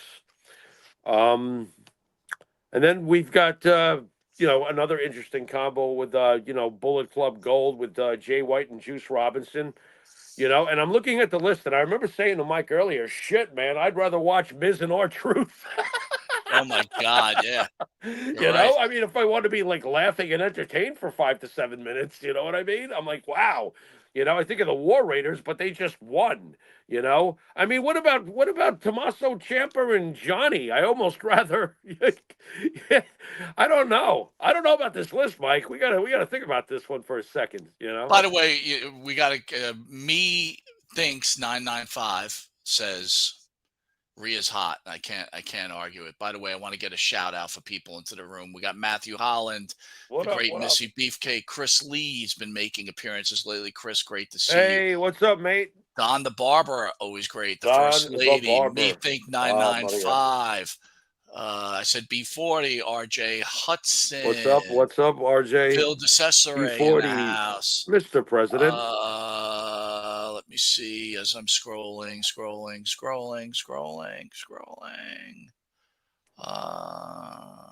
Mr. President. A mess in the house. Michael Fencer in the house. What's up, Mike? We got a nice little Friday night here. Happy New Year, Mike. I haven't gotten back on Facebook because I'm working too much, but Happy New Year, Michael Fencer. And the winner is for Best Male Tag Team Champions. Are you sure we don't want to add anybody before you? You're going to announce. Too much work. You're announcing the winner. Yeah. Right. Who is it? The winner is. Oh boy. Here we go. The Young Bucks. Wow. Tag team wrestling really sucked this year, huh, Mike? Wow. All right, let's move on to the next. Look, they deserve it. I guess. Do they? I mean, I just read that they were like allegedly like trying to slow down their gimmick so people wouldn't like pigeonhole them into like being cartwheel specialists. Well, they think that they don't like to take wrestling that seriously. Whatever, who cares? Sometimes I wonder what these guys are thinking. But you know what? Not a good year for men's tag team wrestling. You know. No. I mean, a lot of people like the Judgment Day. Right. I think they might have defended their titles twice or whatever. I do like the Ciampa Gargano the machine gun guys. I like that. That's cool. But and we have the New Day now together. That's cool. So there is some hope for the future. There is hope for the future. Well done. You know. All right. Best Women's Tag Team 2024. Nominee number 1. Damage Control. I thought I was supposed to read. No, you're reading the winner. Oh yeah, right? That's right. You're even and I'm odd. Go ahead. Damage Control with Io Sky and Dakota Kai. Go on. Nominee number 2, Bianca Belair and Jade Cargill. Right. Nominee number 3, what? The Hex. What? Allison Kay and Marty Bell. Okay. And nominee number 4, and I'm hoping they win. Miami. Whoops, wait a minute. What the fuck did I do? Oh, there it is. Miami Sweet Heat. I didn't put up the picture of the Hex. Miami Sweet Heat, Jimmy. My favorite tag team.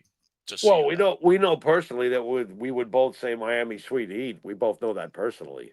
But what does the Monte The Pharaoh envelope say as the winner? Well, I don't have envelopes on my side, but between Io Sky and Dakota Kai, and the Hex and Miami Sweet, we are giving the award to Bianca Belair and Jade Cargill. They've obviously been, the team this year, much to Bianca's individual career. But let's face it, this tag team has worked.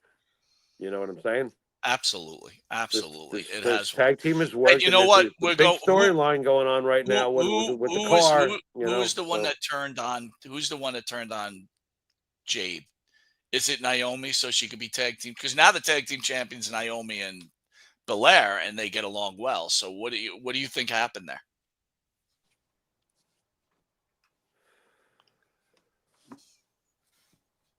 Who else has history with Bianca? Let's think beyond this storyline. Bailey. Anybody else? How does Charlotte feel about Bianca? How does Becky feel about Bianca? Becky and Becky and asking. Bianca, no, they have problems. Charlotte, I don't think, has had any altercations with Bianca yet. Right. I feel like a curveball is coming. It almost seems too obvious. It's one of the two. So the classic swerve would be it's somebody else.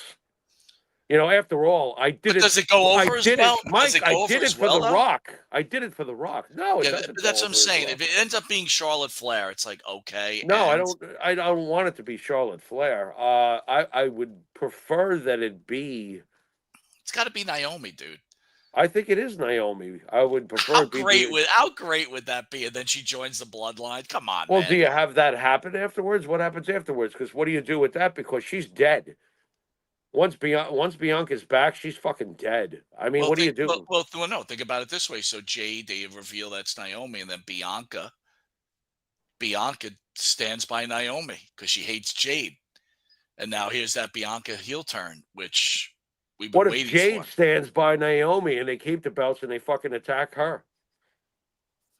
Yeah, but then why would Naomi have beat up Jade? I mean, what kind of storyline is that? There's a million things that could happen. What do you mean? What kind of storyline? All right. Most hated male pro wrestler 2024. Dominic Mysterio, nominee number 1. Boo, nominee number 2. No, I won't let you talk. You said Dominic. Boo. Go ahead. Christian.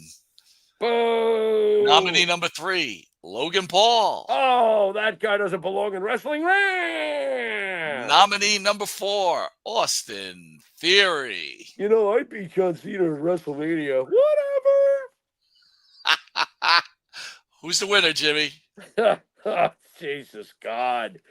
I know the only debate we had a little bit behind the scenes was between two guys, but let's just get Austin Theory out of there. It doesn't matter. People he's so booked so indifferently at this point. Who cares? Right. That's fair. Logan Paul is hated, but Logan Paul is great, so I don't care if people hate him.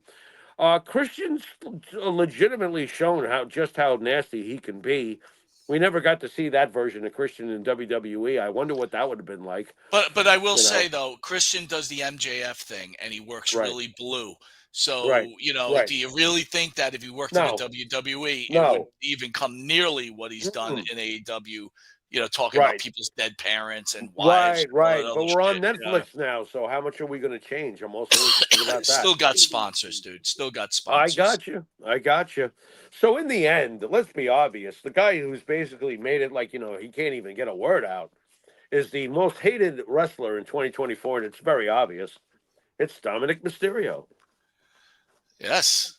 And how annoying is him flexing right there? What a piece of shit. That's great. I love Dominic. I think Dominic's great. By the way, Jimmy, I got to tell you, he did impress me when I was at the Garden. The kid can wrestle. The kid can wrestle. The kid was born into this business.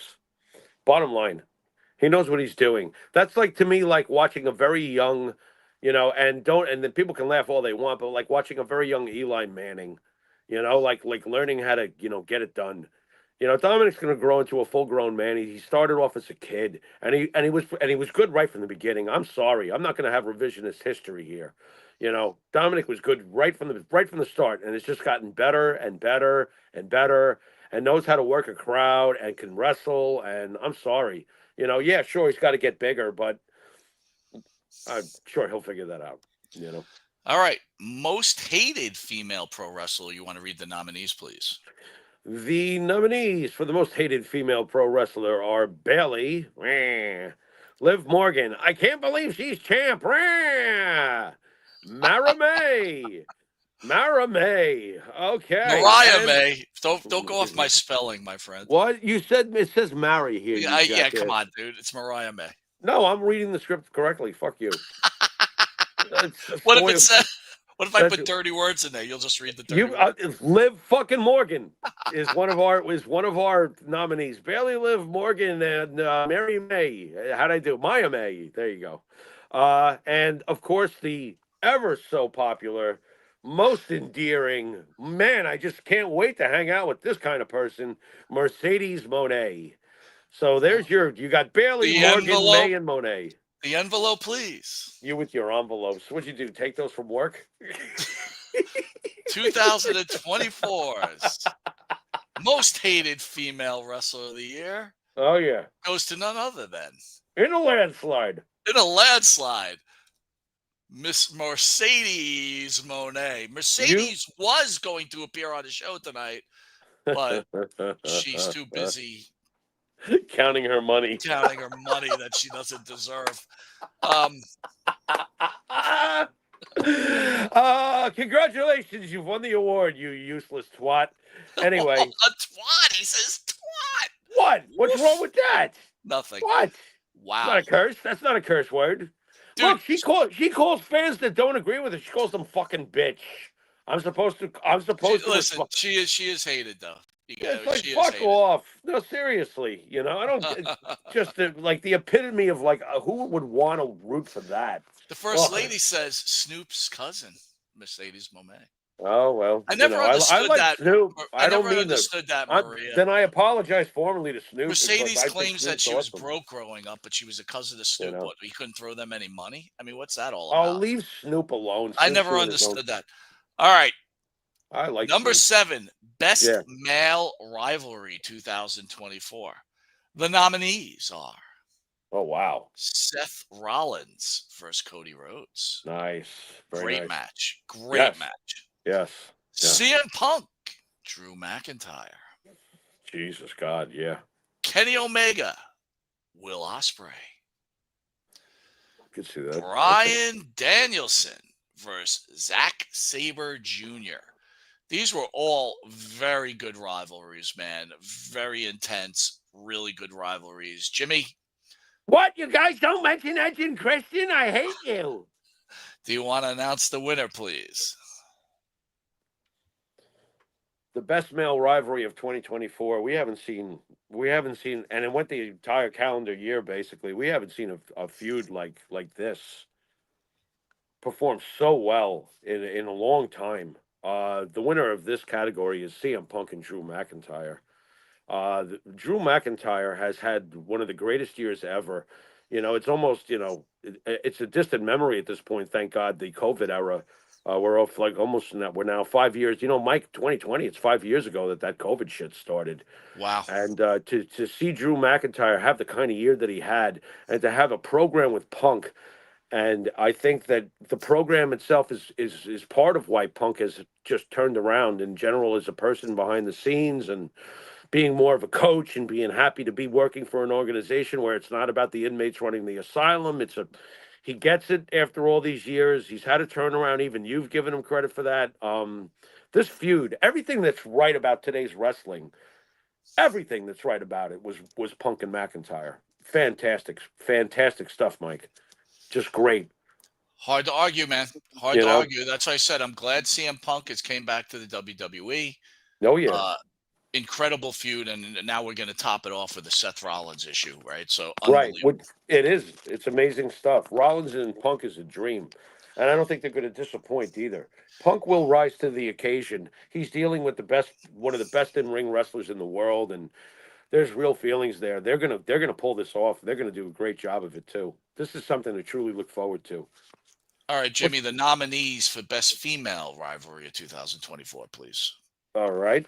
Best female rivalry. We've got Liv Morgan and Rhea Ripley leading the charge.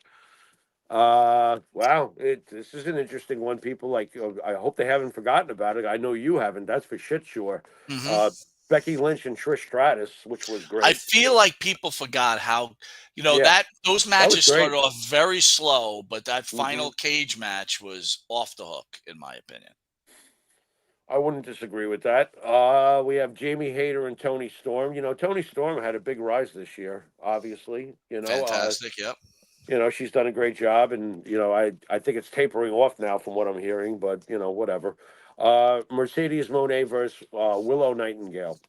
By the way, I want to remind you, Mercedes Moné now has appeared in 3 categories.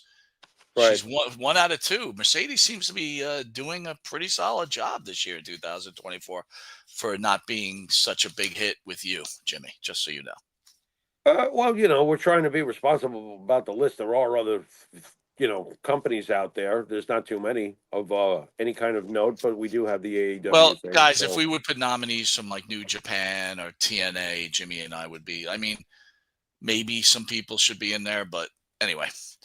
The winner is, the envelope please, The envelope. I'm loving this envelope thing.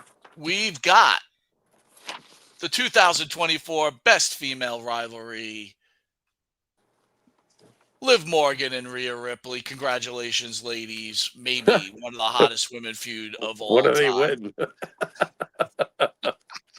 Oh, no, dude, I'm sending out. I've got their home addresses. I'll be Well, sending what are you out. going to send them, a bottle of good fucking wine or like Domino's? I mean, what are you sending? Autograph pictures of Monte The Pharaoh. Oh, yeah. They'll use that for the dartboard. What the fuck's wrong with you? I've already sent mine to Conan. And that's great. Right. So a Raisinette can make observations about our physical appearance. Great. That's great. Number 9, Most Improved Male Pro Wrestler 2024. We've got, LA Knight. Yeah. Ricky Starks. Braun Breaker. And Commander. You like that pick? Commander. Jimmy, you want to name the winner of this great category, Most Improved Male Wrestler?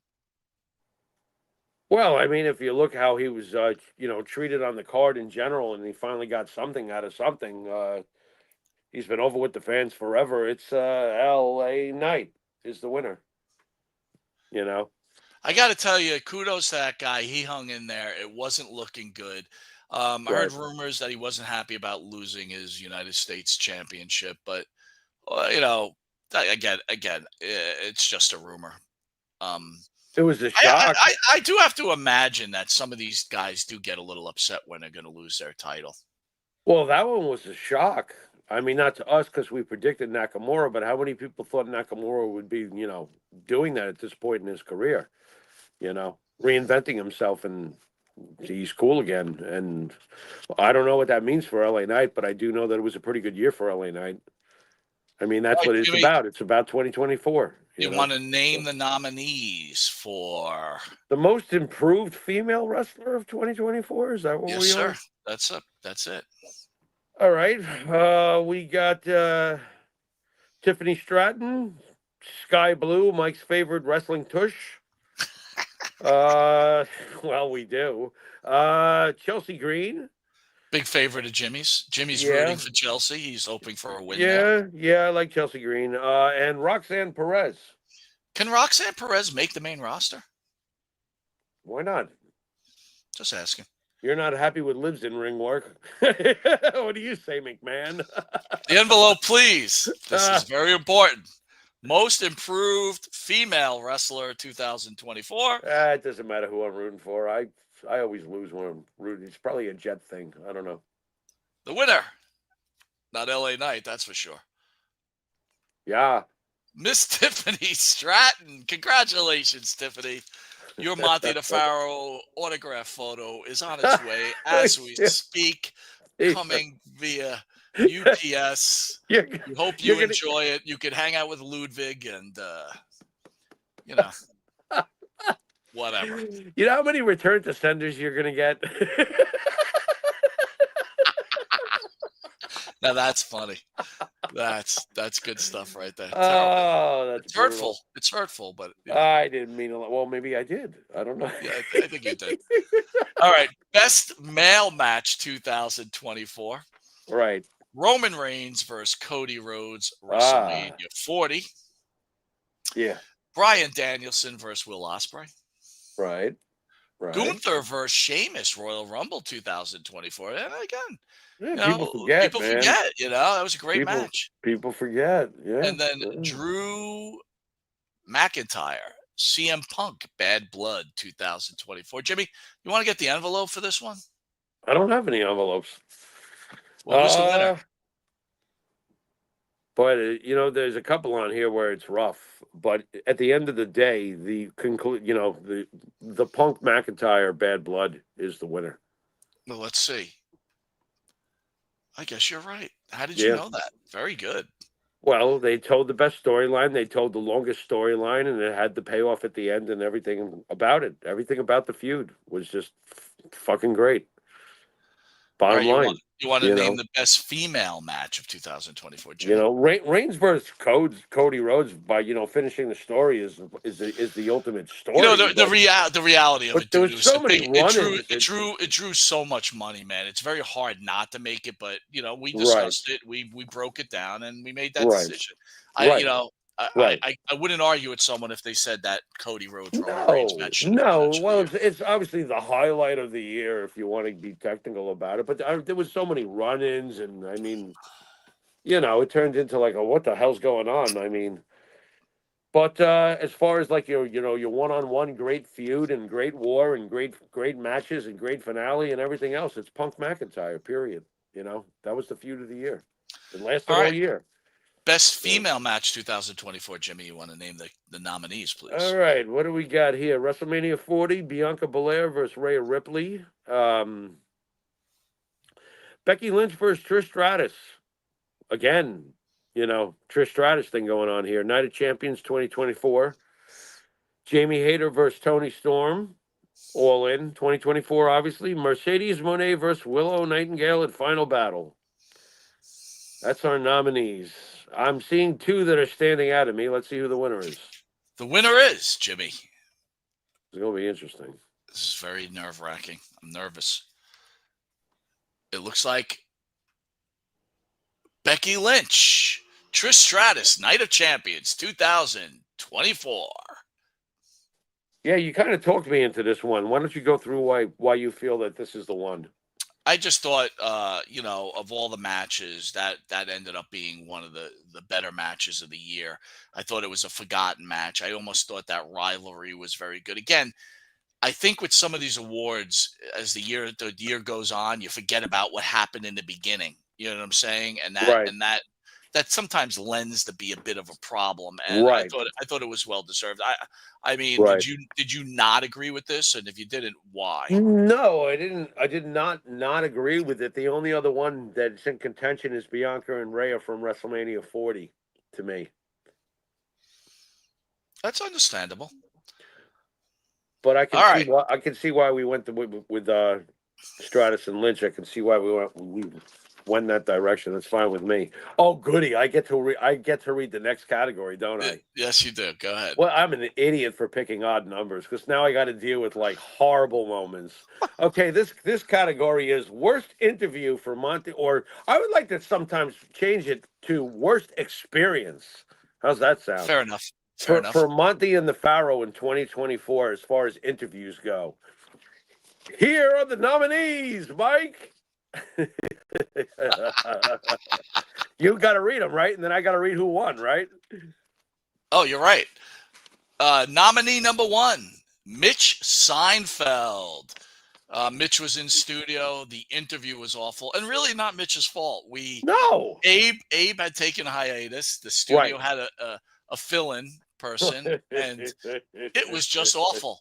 And it ended up being one of the worst interviews of all time. And it's not Mitch's fault. You're right. It's not Mitch's fault. I've never seen anything like that in my life. I was like listening for certain. We interviewed the back of Mitch's head for the entire interview. And it was like, oh my God. Yeah. And you came all the way from New York for that, right? That was my first experience in the new studio. I was like, so this is how Mike's been dealing with stuff since I came to Florida. I'm like, this is horrendous. Nominee number 2. Kenny Bolin. You want to explain why Kenny Bolin's made the list? Those ridiculous politics. And you know what? Look, he was our guest. We let him talk.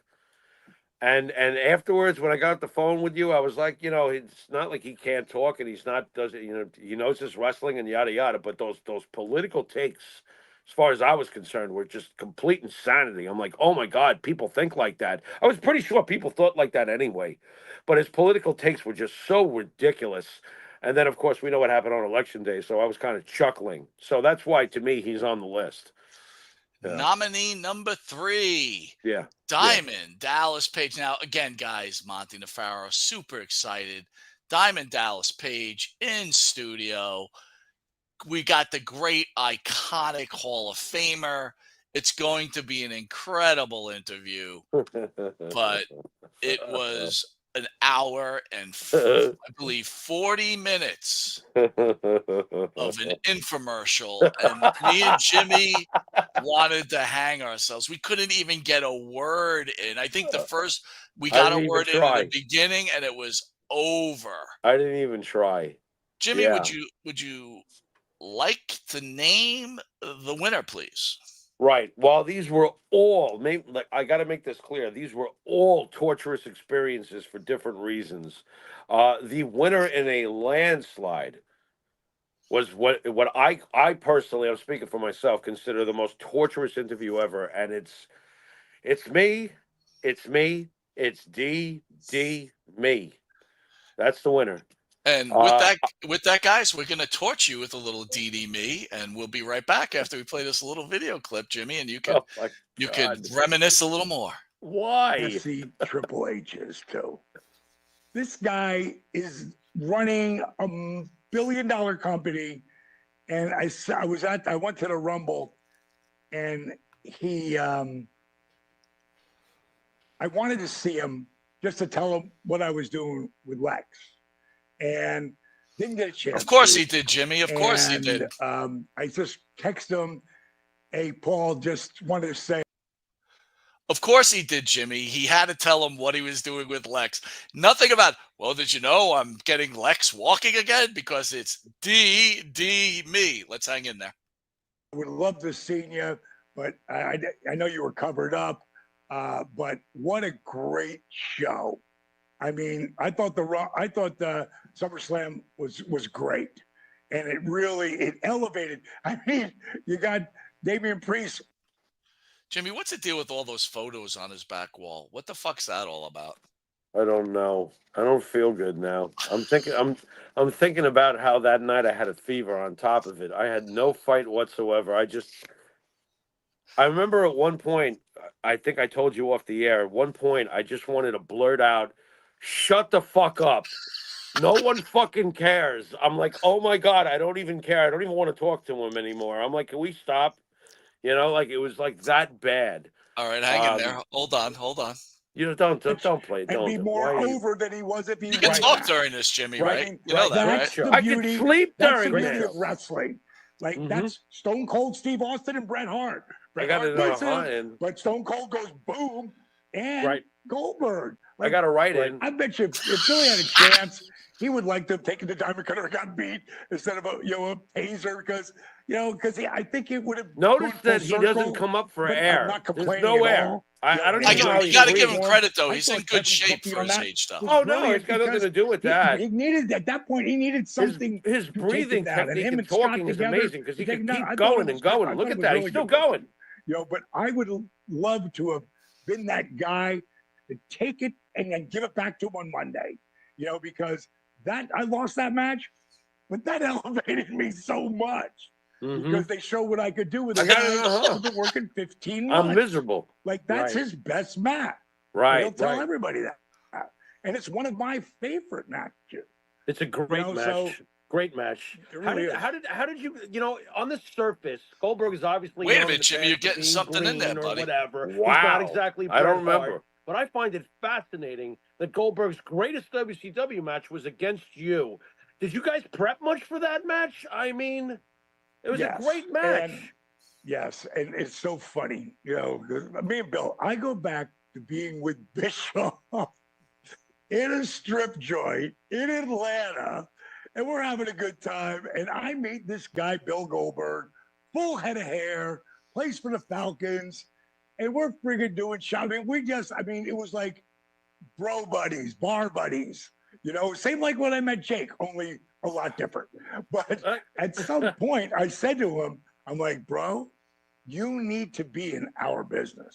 Like, I know you're playing football, but this is 5 years before he comes in. Maybe it's 4 years. It's 4 or 5 years before. I mean, I get his number. We exchange numbers. We friggin', when we finished the Triple H story, I went to a different direction. My point is I text him that the day after SummerSlam. Later that day, I get a text back. Would love to have seen you, bro. like how he sorry, forgets I about missed your you. Bill Like, Goldberg where did he question, get the right? He just time? moves on to Triple H. I didn't expect texts back. I expected just What did like, you ask? like Who one gives of a them, shit? a billion texts he got, But that's how I judge people. Hello? Like how much character they have. You know Dude, what I mean? Like, and he is. You have a stop button over there, right? Over Yeah. and over. What's Could up? you stop? Could you stop him? Thank you. I mean, Control, baby. I'm like losing my mind over here. It's just he didn't come up for air, and then you'd ask him a question, and he'd go somewhere else, and then somewhere else, and then somewhere else, and all he could do is basically go right and uh-huh. I had an open spot. I asked a question, and it turned into a text from Triple H. Bro, I would have loved to have seen you. Why don't we get together for White Castle? I'm like, kill me. Just kill me. I mean, just kill me now. I don't care what, kind of legend he was. I was like, at one point, I really wanted to go, shut up! All right, Come so up for air! the best interview of 2024. Nominees are. All right, the nominees for that are Brian Blair, which I personally loved. Well, hold on. You got Brian Blair there? I was drifting into my yeah. Oops, You know what's even funnier, Mike? On a personal level, the dog next door just got like freaked out because I started raising my voice, yelling at fucking. I heard the dog barking. Dude. That was funny. The dog's mad now. The dog's like, "What the fuck, DD me?" Because he heard it. He heard the interview. The dog even hated that. The dog is peeing on my fence right now. DD me. He's fucking. I can hear him. He's like, DD me. He rocks. Listen, I realize, what he does? He fucking bores people to death. They fucking the blind will see and the lame will walk. Oh my god! We've always put anything to get away from that guy. I haven't walked in 10 years. Let me get up. You know what he is? You know what he is? I'll tell you exactly what he is. And at least this was the experience for us. You remember the movie Airplane? Yeah. You remember when that guy's sitting next to people and he keeps talking about his sob story, love affair, and they're hanging themselves. One guy's blowing himself up. Another guy's drinking cyanide. It's like anyone gets fucking Lex Luger just ran the 40 in like 2 seconds.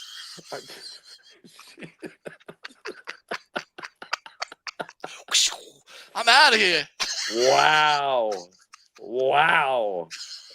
Yeah, pretty much. It's Airplane. It was, and I had a fever. I wanted to die. I was like, this has got to be the worst moment ever. Right. You're making me laugh too much. All right, best interviews. I didn't read all the candidates. We got best interview for 2024. Brian Blair. You got a picture of Brian? You need no pictures. No picture. I only have the video of the winner. But go ahead. Oh, okay. All right. So we got to look at DDB, but we don't have pictures of Brian Blair. That's great. All right. Rockin' Robin. Love that interview. Love that interview. Don Tony, who turned out to be like a really good, fun time. I was very surprised at that. And Wendy Richter. I was also thinking about Greg Gagne for some reason. I don't know why we didn't talk about it earlier. The list is long. Glamour Girls. It is long. I think it is long. Missy Beefcake. Not, I enjoyed our recent interview with Barbara very much. The Glamour Girls, unfortunately, we had a lot of production problems, so that one didn't make the list. Yeah, but Mass Superstar was really good. It was great. I enjoyed a lot. Tonga Kid was great. Tonga Kid was great. There's a lot of great ones. Yeah. The winner is Envelope, please. DD. No, sorry. Not funny, Jimmy. No, that's the envelope you already threw in the trash, you bonehead. The winner of 2024 Best Interview of the Year. Yeah. Brian Blair. Oh, all right, let's play a little Brian Blair video, Jimmy. You could chime in and talk during it if you'd like. Mm-hmm. The thing that sucks is like I can't hear what you guys are talking about. But the one thing I love though is I love like looking at the rooms everybody's shooting out of because I'm shooting out of a studio, DD Me's room, black. You're at a Wahoo, you're at a Wahoo Saloon, and then I'm checking out Brian's background there. He's got like Orndorff. He's got a picture of him and Brunzell. It's cool shit, man. Cool shit. Being able to look right, Brian. That's a cool room you got there. Well, thank you. I appreciate it so much. There's a lot of memories on the walls. Paul was my very best friend for 40 something years, 42 years. Amazing. And July 12th will be 3 years. And wow, 3 years ago, I had an unbelievably terrible July. I mean, my best friend, Paul Orndorff, on the 12th, my golden retriever of 12 years on the 14th, my son on the 16th, my oldest son, got osteomyelitis in my spine and had to learn to walk again. And, you know, people that think that they have problems, man, don't ever give up. You have no problems, my friends. You know, thank God for every single day. That's, you know, I'm not going to preach to you. I just want to say that.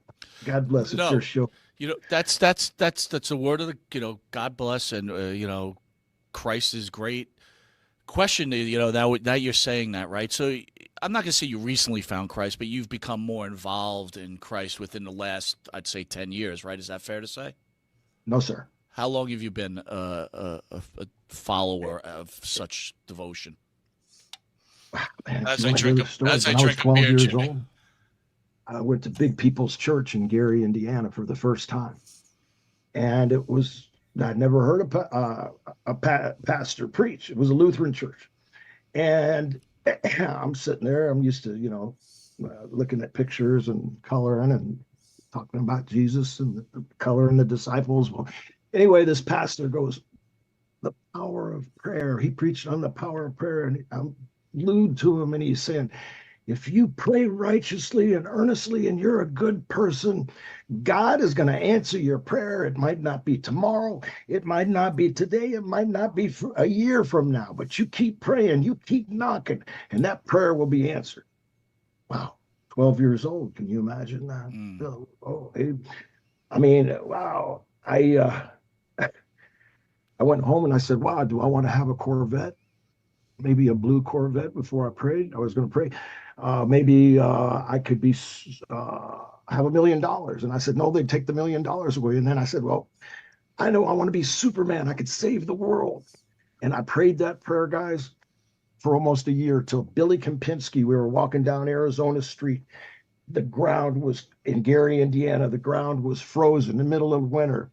He had the little portable jukebox and Green Tambourine was playing.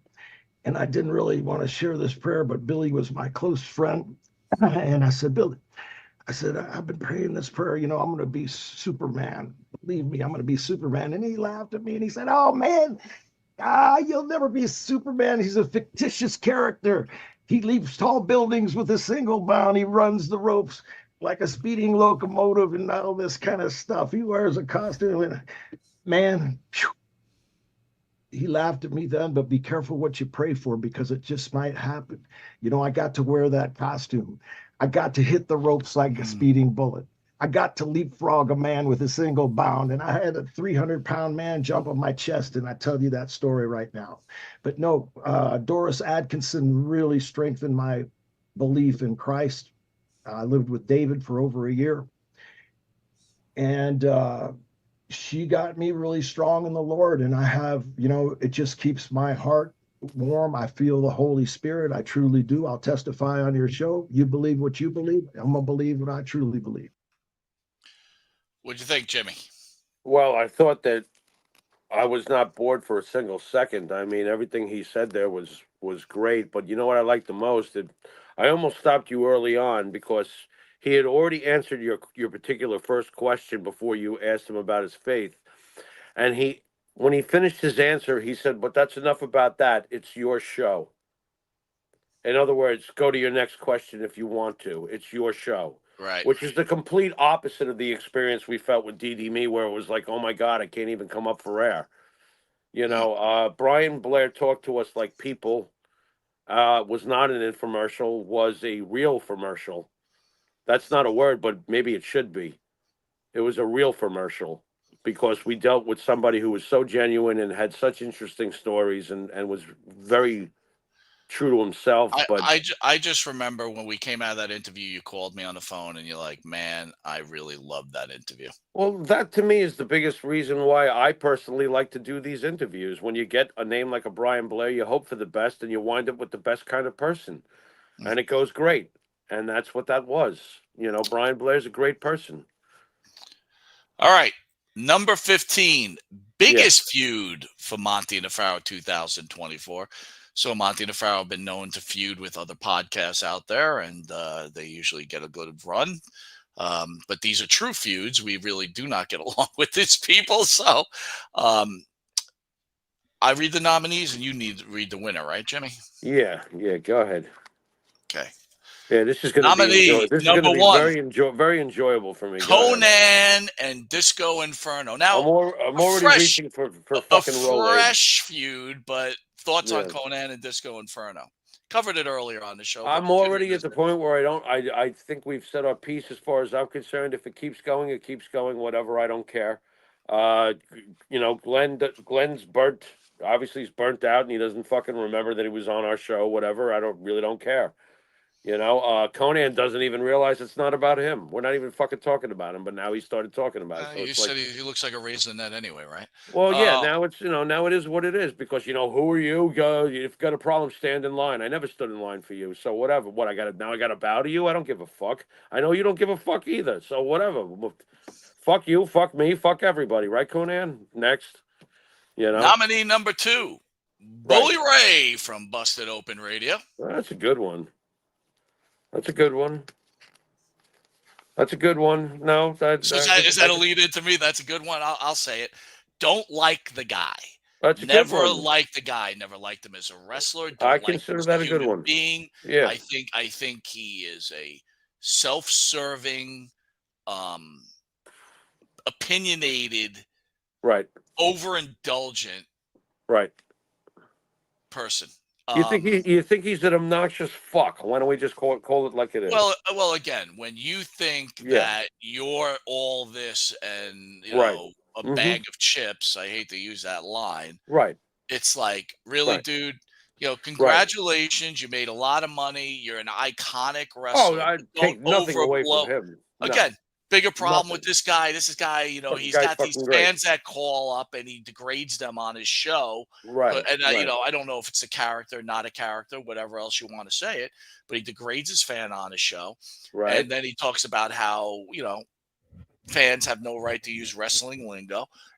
And, I've said it a million times before.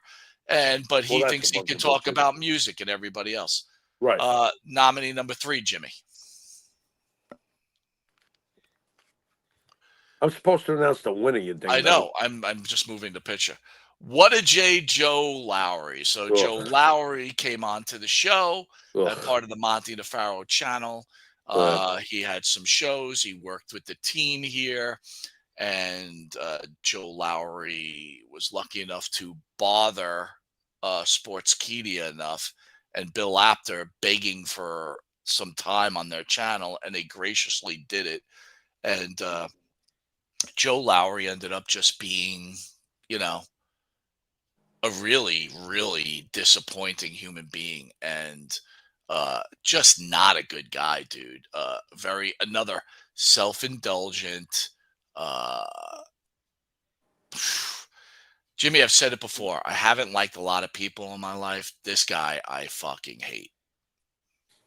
Well, he's in the penthouse. He's in my penthouse, I don't give them that much thought nowadays, but you know what I usually do with these kinds of, people we come across. They wind up in my circular file, and then I'm usually done unless they reappear if I hear about them.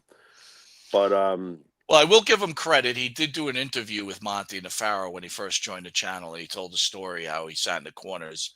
Jimmy Snuka pounded his girlfriend from behind, and he was sit there watching like some kind of nerd. Yeah, but he would get great seats for the show. What are you talking about? I know. Afterwards, I had great seats to watch Jimmy Snuka after he plowed my girlfriend from behind. Awesome. Yeah, I would never talk to that. I would never talk to that girl again, and I'd probably bang her sister. I got to tell you something. One thing about you out of your mind? I mean, you don't fuck with me like that. What the fuck is that? One thing about wrestling nerds, dude, they have no problem telling stories. Bruce from ESO, I asked him to please make a cartoon video of Snuka plowing his girlfriend as he's watching from behind. You really are messed up. Get them off the screen. I don't feel well. Number 4, Mario Mancini. I don't feel any better looking at that. And Paul Roma. Thoughts on these two, buddy? Oh, they're going to beat us up. You haven't heard? They're going to beat us up, especially Paul. He's going to get us in a room. He's going to beat us up. That's all you got for these guys? Well, Paul Roma and Mario Manwini are useless. Whatever. Roma. Yeah, they're fucking useless. I have no use for their show, and I have no use for them. So again, I have certainly gained some real disdain for Mario Mancini, and Paul Roma is just a rockhead, dude. I don't know what else to say. Which way did he go, George? Which way? And nominee number 5. Yeah. Lee Cole and the Puppet. Are you going to do the Puppet tonight? Are you going to do it? There you go. Wait, B. Lee Cole, ask me a question. I think that Vince McMahon was behind Watergate. What do you think? Lee, you're right. You're so right. Vince McMahon, Watergate. I have a friend who sent me secret files. I'll have them next week, I swear. Lee, you're the greatest. Lee, you're the greatest. Lee, you're the greatest. Lee. Wow. Sorry, I got stuck. My record got stuck. I'm definitely not tuning in to hear that. Anyway, that's a hell of a list you got there. Are you done? I am done. Who is the winner, Jimmy? Thank God. Well, I mean, as far as hate, this isn't the most hated feud, because if you're doing hate, then I think that Joe wins in a landslide. Oh no, yeah, in a landslide. You know? This is the feud of the year. Since he's obviously the loser that he is, he did not win this category. The winner of the biggest feud of the year for Monte the Pharaoh 2024 was the completely irritating, oh my God, I need to eat a whole roll of fucking Rolaids just to get through this night, Mario Manwini and Paul Roma. Congratulations, and Mario and Paul, you will be getting a signed Monte the Pharaoh autograph. No. We're above that. Do not send them that. Send them like dog poop in a fucking envelope or something. Like, and if people don't understand why we don't like these two, just watch. Yeah, it's just someone came to you and you had a job and you're very good at your job and you love your job, but someone came to you and said, the boss just raped me, Jimmy. What would you do? Well, there's one of two things. Either you beat the shit out of the person yourself or you report it to the police, but you got to convince the girl that that's the right thing to do. Let me ask you something. At any point, would you say, okay, I'll just take that information and shelve it and just keep doing my job? No, you can't shelve something like that. Absolutely not. Nor should you. What normal human being would? It's embellishment. Don't you? Let's just cut to the chase. It's embellishment. You know? So you're saying he's lying? Well, it doesn't make sense to me. I'll say that. It doesn't make sense to me. So yeah, it feels like an embellishment more than anything. How does it feel to you? Does it feel like the truth to you? Well, there's only two ways I look at it. Either he's lying, like you said, which could certainly be the case, right? Or someone told him about a legitimate crime. Well, what about Andre? And he sat on his hands. Well, again, what about Andre? Here's the thing. Andre the Giant's not here. Andre the Giant can't defend himself. Andre the Giant never spoke about that. Okay. Right. And right now, Andre, to me, isn't on trial right now. It's, Mancini is on trial on the Monte and the Pharaoh show. So my question is, so if you knew a crime was taking place, because they're going to use the old story, like Lee Cole would say, oh, well, these guys, they didn't want to lose their job because if they said something, they would lose their job. Yeah. So it's okay to have no morals? Yeah, I need to understand this. No, Make it clear to me. No, it's not okay to have no morals, and it's fucking rape. The end. Should have said something then. The fact that all these years later, now you're saying something, that to me is embellishment. That's by the way, Bob Cook has straightened me out. He said the enhancement talent that he traveled with Austin and stuff like that. Bob, you know better than us, so I'm not going to argue with you, bro. So it's all good. Go ahead, Jimmy. No, I'm just saying, I mean, why would you wait decades and decades and decades to finally say something as important as that? Wow, Jimmy. Says it all right there, right? There it is right there, right? That was the reason. We asked a legitimate question, and he fucking ran circles like Curly out of control when he smells the cheese. Whoop, whoop, whoop, whoop, whoop, whoop, whoop, whoop, whoop, whoop, whoop. Just fucking answer the question. All right. You know, you wanted to protect your job. Just say, I wanted to protect my job. That's right. I didn't want to lose my job. I'm Mario Mancini. I mean, stop with the fucking finger pointing and the blaming and stuff, and then you're getting all the attention for yourself now. It's fucking revisionist history at this point. You should have done something when it supposedly happened. All right, buddy. Yeah. Next category. Mm-hmm. Guest from interview causing a feud. Monte The Pharaoh 2024. Nominee number 1. I read the nominees. You read the winner. Okay, got it. Oh my God! Nominee number 1: Misty Beefcake and Greg Valentine. Mike, take that video down. We'll get back to the stories. Why? Okay. Curtis Axel and Conan. Oh boy. Hey, good God. And we have Ron Shaw, which was. I love Rod Shaw. Rod Shaw and Mario Mancini and Paul Roma after Ron Shaw basically wiped his ass with them. Envelope, please. Oh, I love Rod Shaw. Oh, my God. The winner is interview that caused a feud. By the way, this is rough. These were all like major problems. Major problems. They were. But in mine, it was a runaway because. Yeah, it was. I'll explain my version of why after you announce the winner. The winner is Missy Beefcake. All right, I'm going to play the video and then let's talk about it because I got to tell you, look out. Hold on. Oh God. Am I a cunt? Well, you know what? She's giving me fucking hell, and she's telling me if I don't straighten this out, I can't come back home. Am I a cunt? And I ain't trying to do anything. Greg. I don't like to call anybody a cunt. Am I a cunt, Greg? What's your definition of a cunt? Do you? I don't like using that fucking word. Right? You've called me a cunt before, but do you think I'm a cunt? Really? Well, I just want this. No, I don't. But I just want this straightened out. I don't have to go. You're the reason, Missy, you fucking bitch, cunt. You're the reason that Beefcake has no more friends. He has nobody because you ran them all out. Because you're a fucking bitch, cunt, motherfucking low-class fucking bitch from Boston. You can release anything you want about me. Yeah, I think Vince is an asshole, and I think Shawn Michaels an asshole, and I think you're the worst. Go fuck yourself. Okay, what the what? Missy, it's all yours. I love it. I love it. I love it. I love it.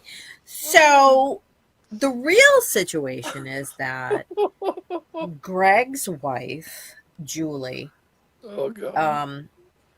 she thinks it's the 80s, and she thinks there are women running up and down the hallways looking to get laid, like they used to do back in the olden days. She thinks Greg is a hot commodity, and she thinks that the women want to get hammered by the hammer. Is it really a hammer? I've heard different. I've heard different. I'm not saying anything. I'm not saying anybody has a little dick, but oh my God, stop. Julie told me that Greg's dick is in the garage. So if his dick is in the garage, who's going to want it? She's never got over the fact that he threw her out for Medusa. That's been a horrible, horrible sticking point. And she verbally abuses Greg constantly. And who wants Greg with the crumbs on the shirt and I mean, it's disgusting at this point. He's no honey. He's no catch. He's definitely not a catch. I mean, getting his what do you call those loans? The pandemic loans for not working, whatever, with the fake business, Craig Massey, whatever. But okay. Wow. The hammer taken from the government. Taken from the government, of course. What? Again, though, you're such a nice lady. Like, what's the problem here? What is the hammer all bent out of shape about? Well, okay, so Jimmy, I'm dizzy. You made me dizzy, dude. I'm dizzy from all of that.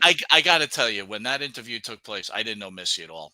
Right. And I'm always very impressed when people have a tongue like that. Like they can disrobe you with their tongue. It's like, I don't know. I think Greg was doing a pretty good job too on his end. Yeah, but there was a difference, right?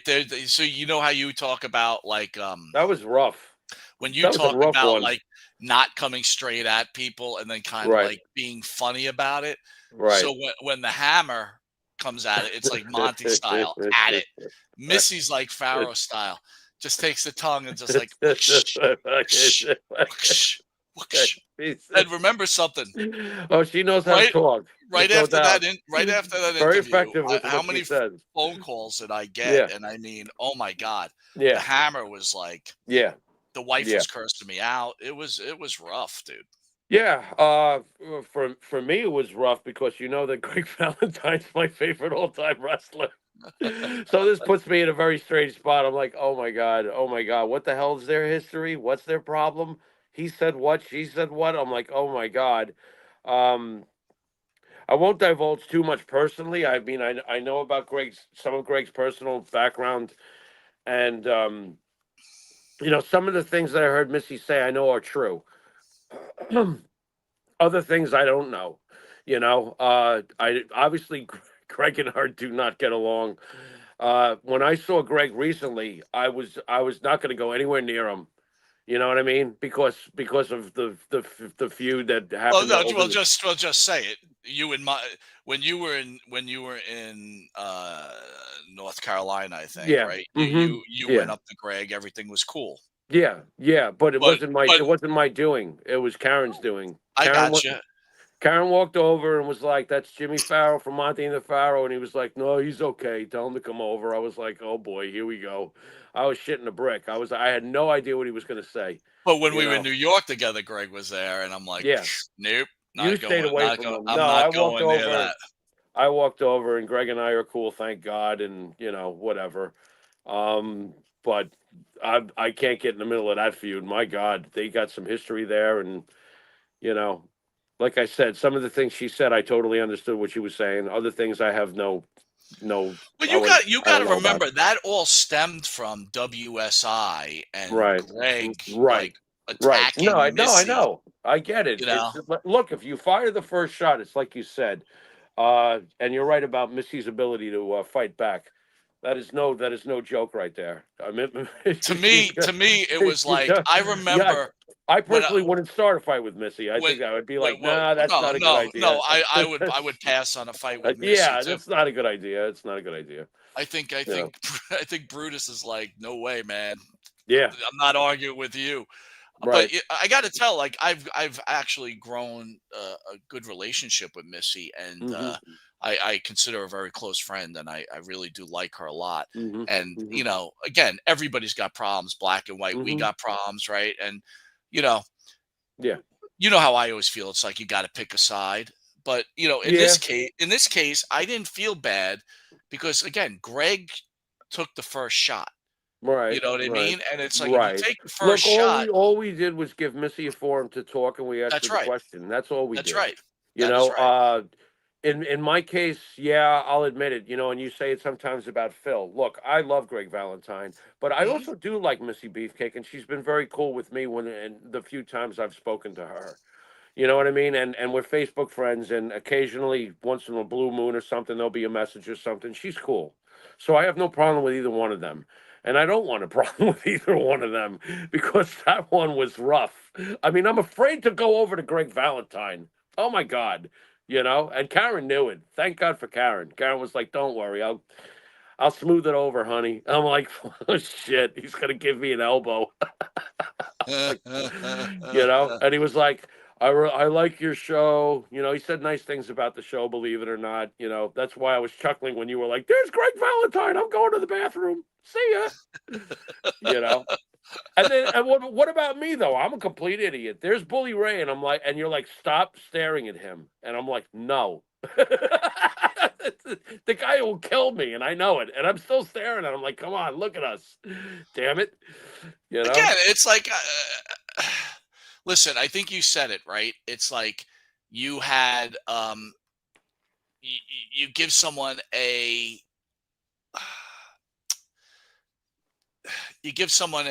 opportunity to voice their opinion and defend themselves.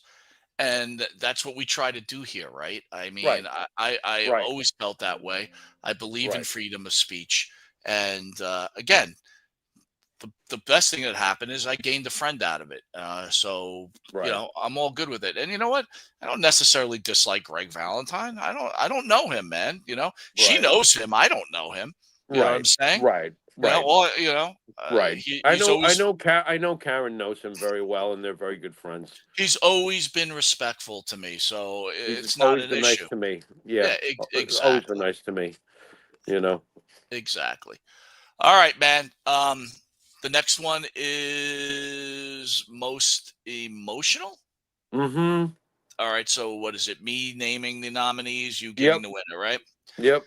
Nominee number 1, the Tonga Kid. Hold on. Wow. A second here. What an interview. Oh my God. Hold on. Yeah, that was really something. Sorry. A little lack of production here. Whoops. Did I fuck that up? No. Hold on. I guess so. Number 2, Curtis Axel. Mm-hmm. Number 3, well, Curtis Axel. That's all you got on Curtis Axel? Oh, you want me to just break them down? I mean, I will. I mean, first of all, Tonga Kid was one of the most emotional interviews we've ever had. I love him. I just think he's great. And Good man. the whole family that we've come across. I mean, we come across, Lloyd too. They're just wonderful people. They really are. It's no surprise that family has always been fond of Vince and vice versa. They're just really good people. Curtis Axel was a great interview, even though it was probably one of the most uncomfortable moments I can ever remember, when he was like, "Don't ever ask me that fucking question again." But of course, he came around, and he started off laughing. He got mad in the middle, and then he came around laughing by the end and stuff. I always felt like that was such a roller coaster, that interview. It was like he was crying, laughing, yelling, cursing, crying, laughing, yelling. I thought it was great, though. I thought it was great. It was great for us because it got us all over the dirt sheets. A lot of our interviews do, by the way. So that was nice. Number 3, Andrew Anderson, a tribute to Kevin Sullivan. It's the most personal one.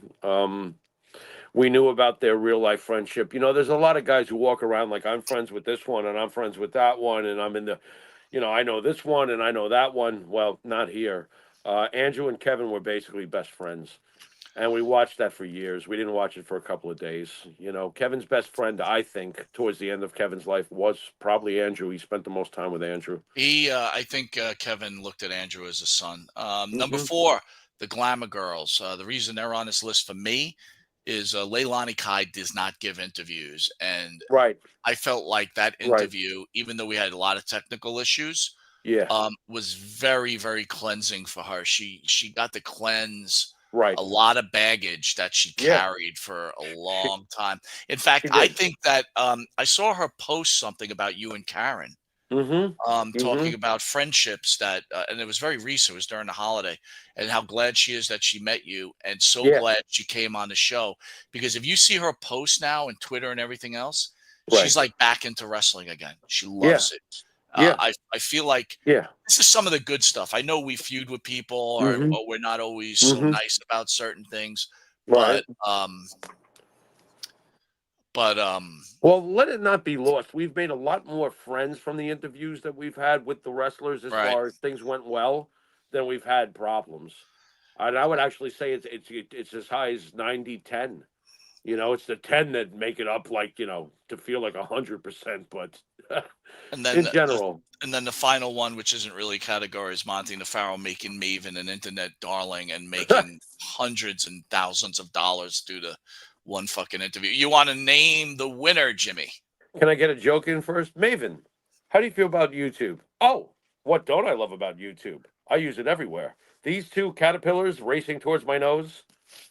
YouTube, baby. YouTube. You know. The winner. The winner of the most emotional interview of 2024 to me, and I'm sure to you, has to go to Andrew Anderson. The reinforcer. And of course, there's Andrew Anderson. Has to. Let's look here. 1 second. I am sorry. And we're going to play that video in 1 second, Jimmy, as somehow it did not upload.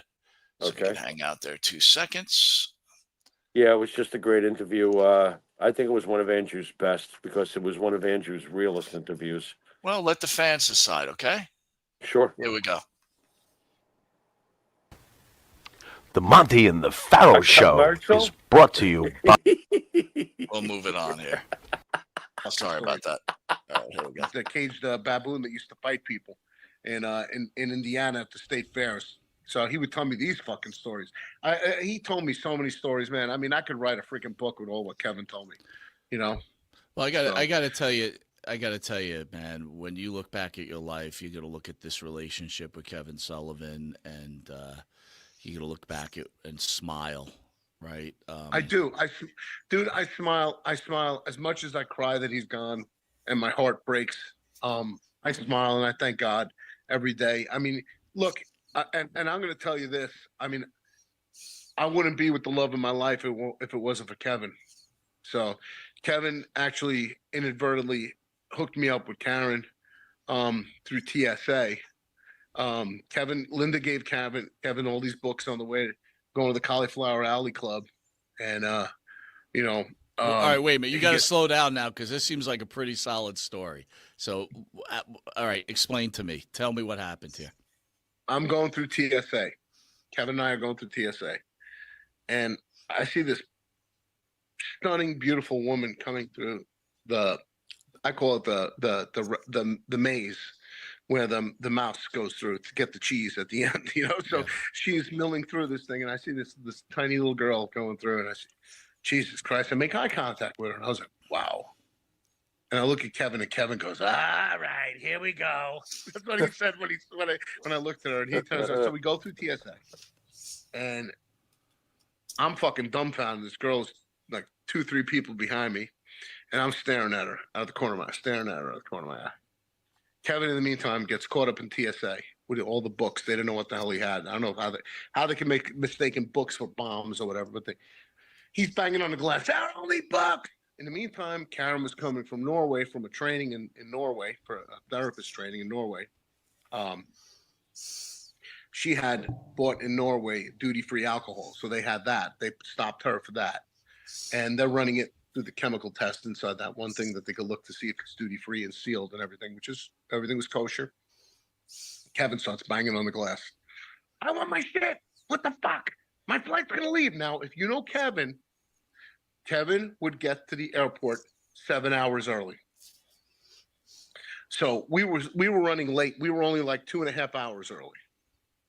So Kevin was in high anxiety.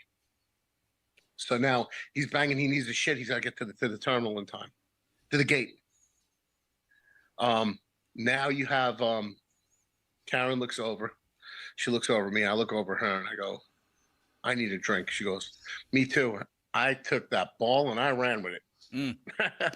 We never got that drink, but we got a cup of coffee, and I fucked that up because I had a cup of coffee with cream for her, and she drinks it black, and I had mine with cream in it. So anyway, I wound up getting her another cup of coffee. So Kevin's exact words, and whenever he would tell the story to people, he said we sat, we talked, and Karen was sitting across from us. Karen came and sat between me and Kevin, got closer to us.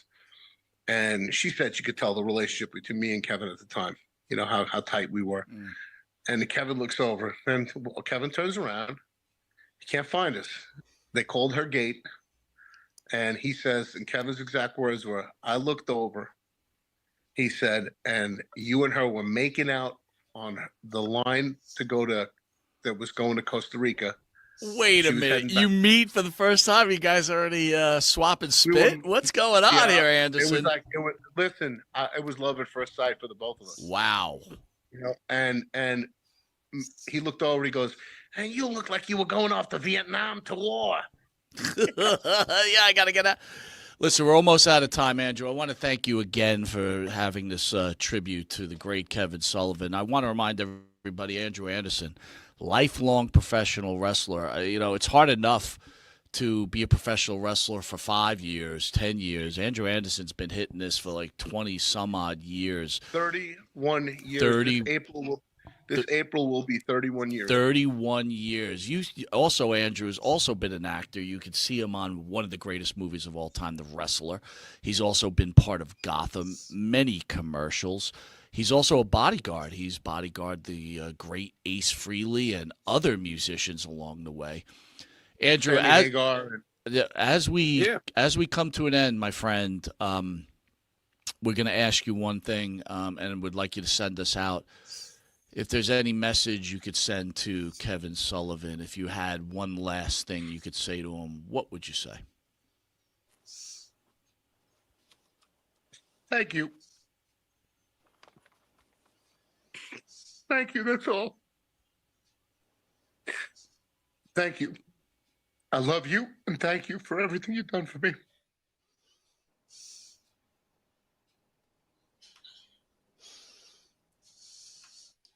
Well, Jimmy, there's the winner of the 2024 Most Emotional Interview.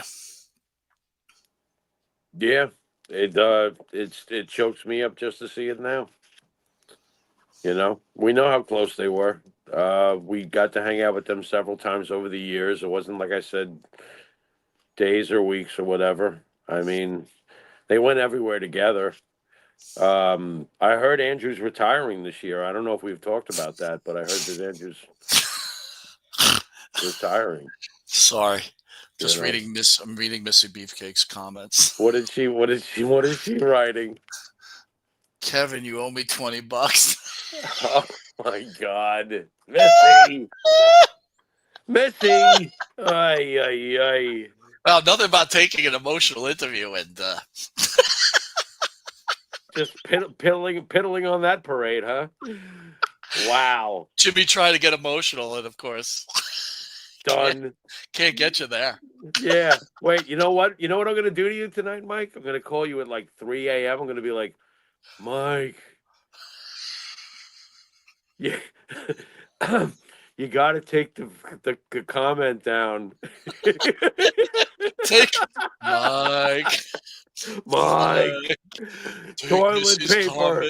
Toilet paper. Hurry up. Take Missy's comments down. It all started with toilet paper. Hurry up! As you jumped in your car to go get Greg toilet paper. All right, final nominee. Want to thank everybody for joining us tonight. It's been a long show. We love you guys. My God.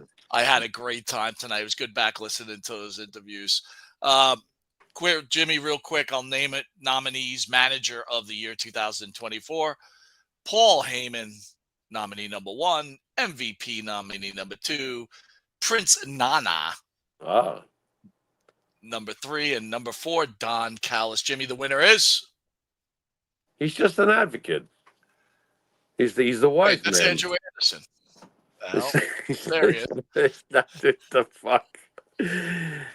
He's the wise man. He's Paul Heyman. Anything Paul Heyman does is great. Hey, Period. and not, dude, honestly, not too bad, shabby. 2-hour show. I really didn't make too many mistakes, right? I did all right. I can't tell. I have my shades on. I got to see how many pictures you put up incorrectly later. I think maybe 1 or 2. But I got to tell you, I want to thank everybody who joined us tonight. The First Lady of Wrestling, Phil. I'm going to go down the list, Jimmy, because, again, people spending their Friday night with us, it means a lot. And it was a very enjoyable show, and I had a blast. And, man, the comments are so long, Jimmy. I can't even get to the top of the list, so hopefully I don't forget anybody. RJ Hudson. RJ. Missy Beefcake. Missy, I'll give you a shout out tomorrow. I'm sorry I left work. I got stuck behind a bunch of stuff. Got a lot to tell you. B40. Chris Lee, so glad you're doing better, man. We were very worried about you, but it seems like you might going around the corner. I thought I read a comment last week where you might be having that special surgery. So God bless. I hope that works. That would be fantastic. Don, the barber. Sometimes, Don, I don't see you around. So glad to see you. A Mess writes our channel, our webpage quite often, Jimmy. He always fills us in. Huge Tessa Blanchard fan. Loves Tessa Blanchard. I love that about him. Same here. I've already mentioned the great Phil. Let me see who else we got here. I said B40. B40 is hilarious. Matthew Holland making B40. appearance. Matthew, he's a crazy type of guy, that Matthew Holland. I don't know what else to say. Jason Morning, always good to see you. I probably been reading names because I'm old and I'm reading off a list. I didn't hear you say Jay yet. I already said A Mess was in the house, right? Yep. Let's see what else we got here. Well, anyway, I don't want to bore you. Jimmy, great show. First time ever giving out awards. Again, we have autographed pictures of Monte The Pharaoh in the mail to all the winners of this great deal. Missy, your autograph picture will be coming shortly. Oh my God. Jimmy, before we go, what was your favorite nominee?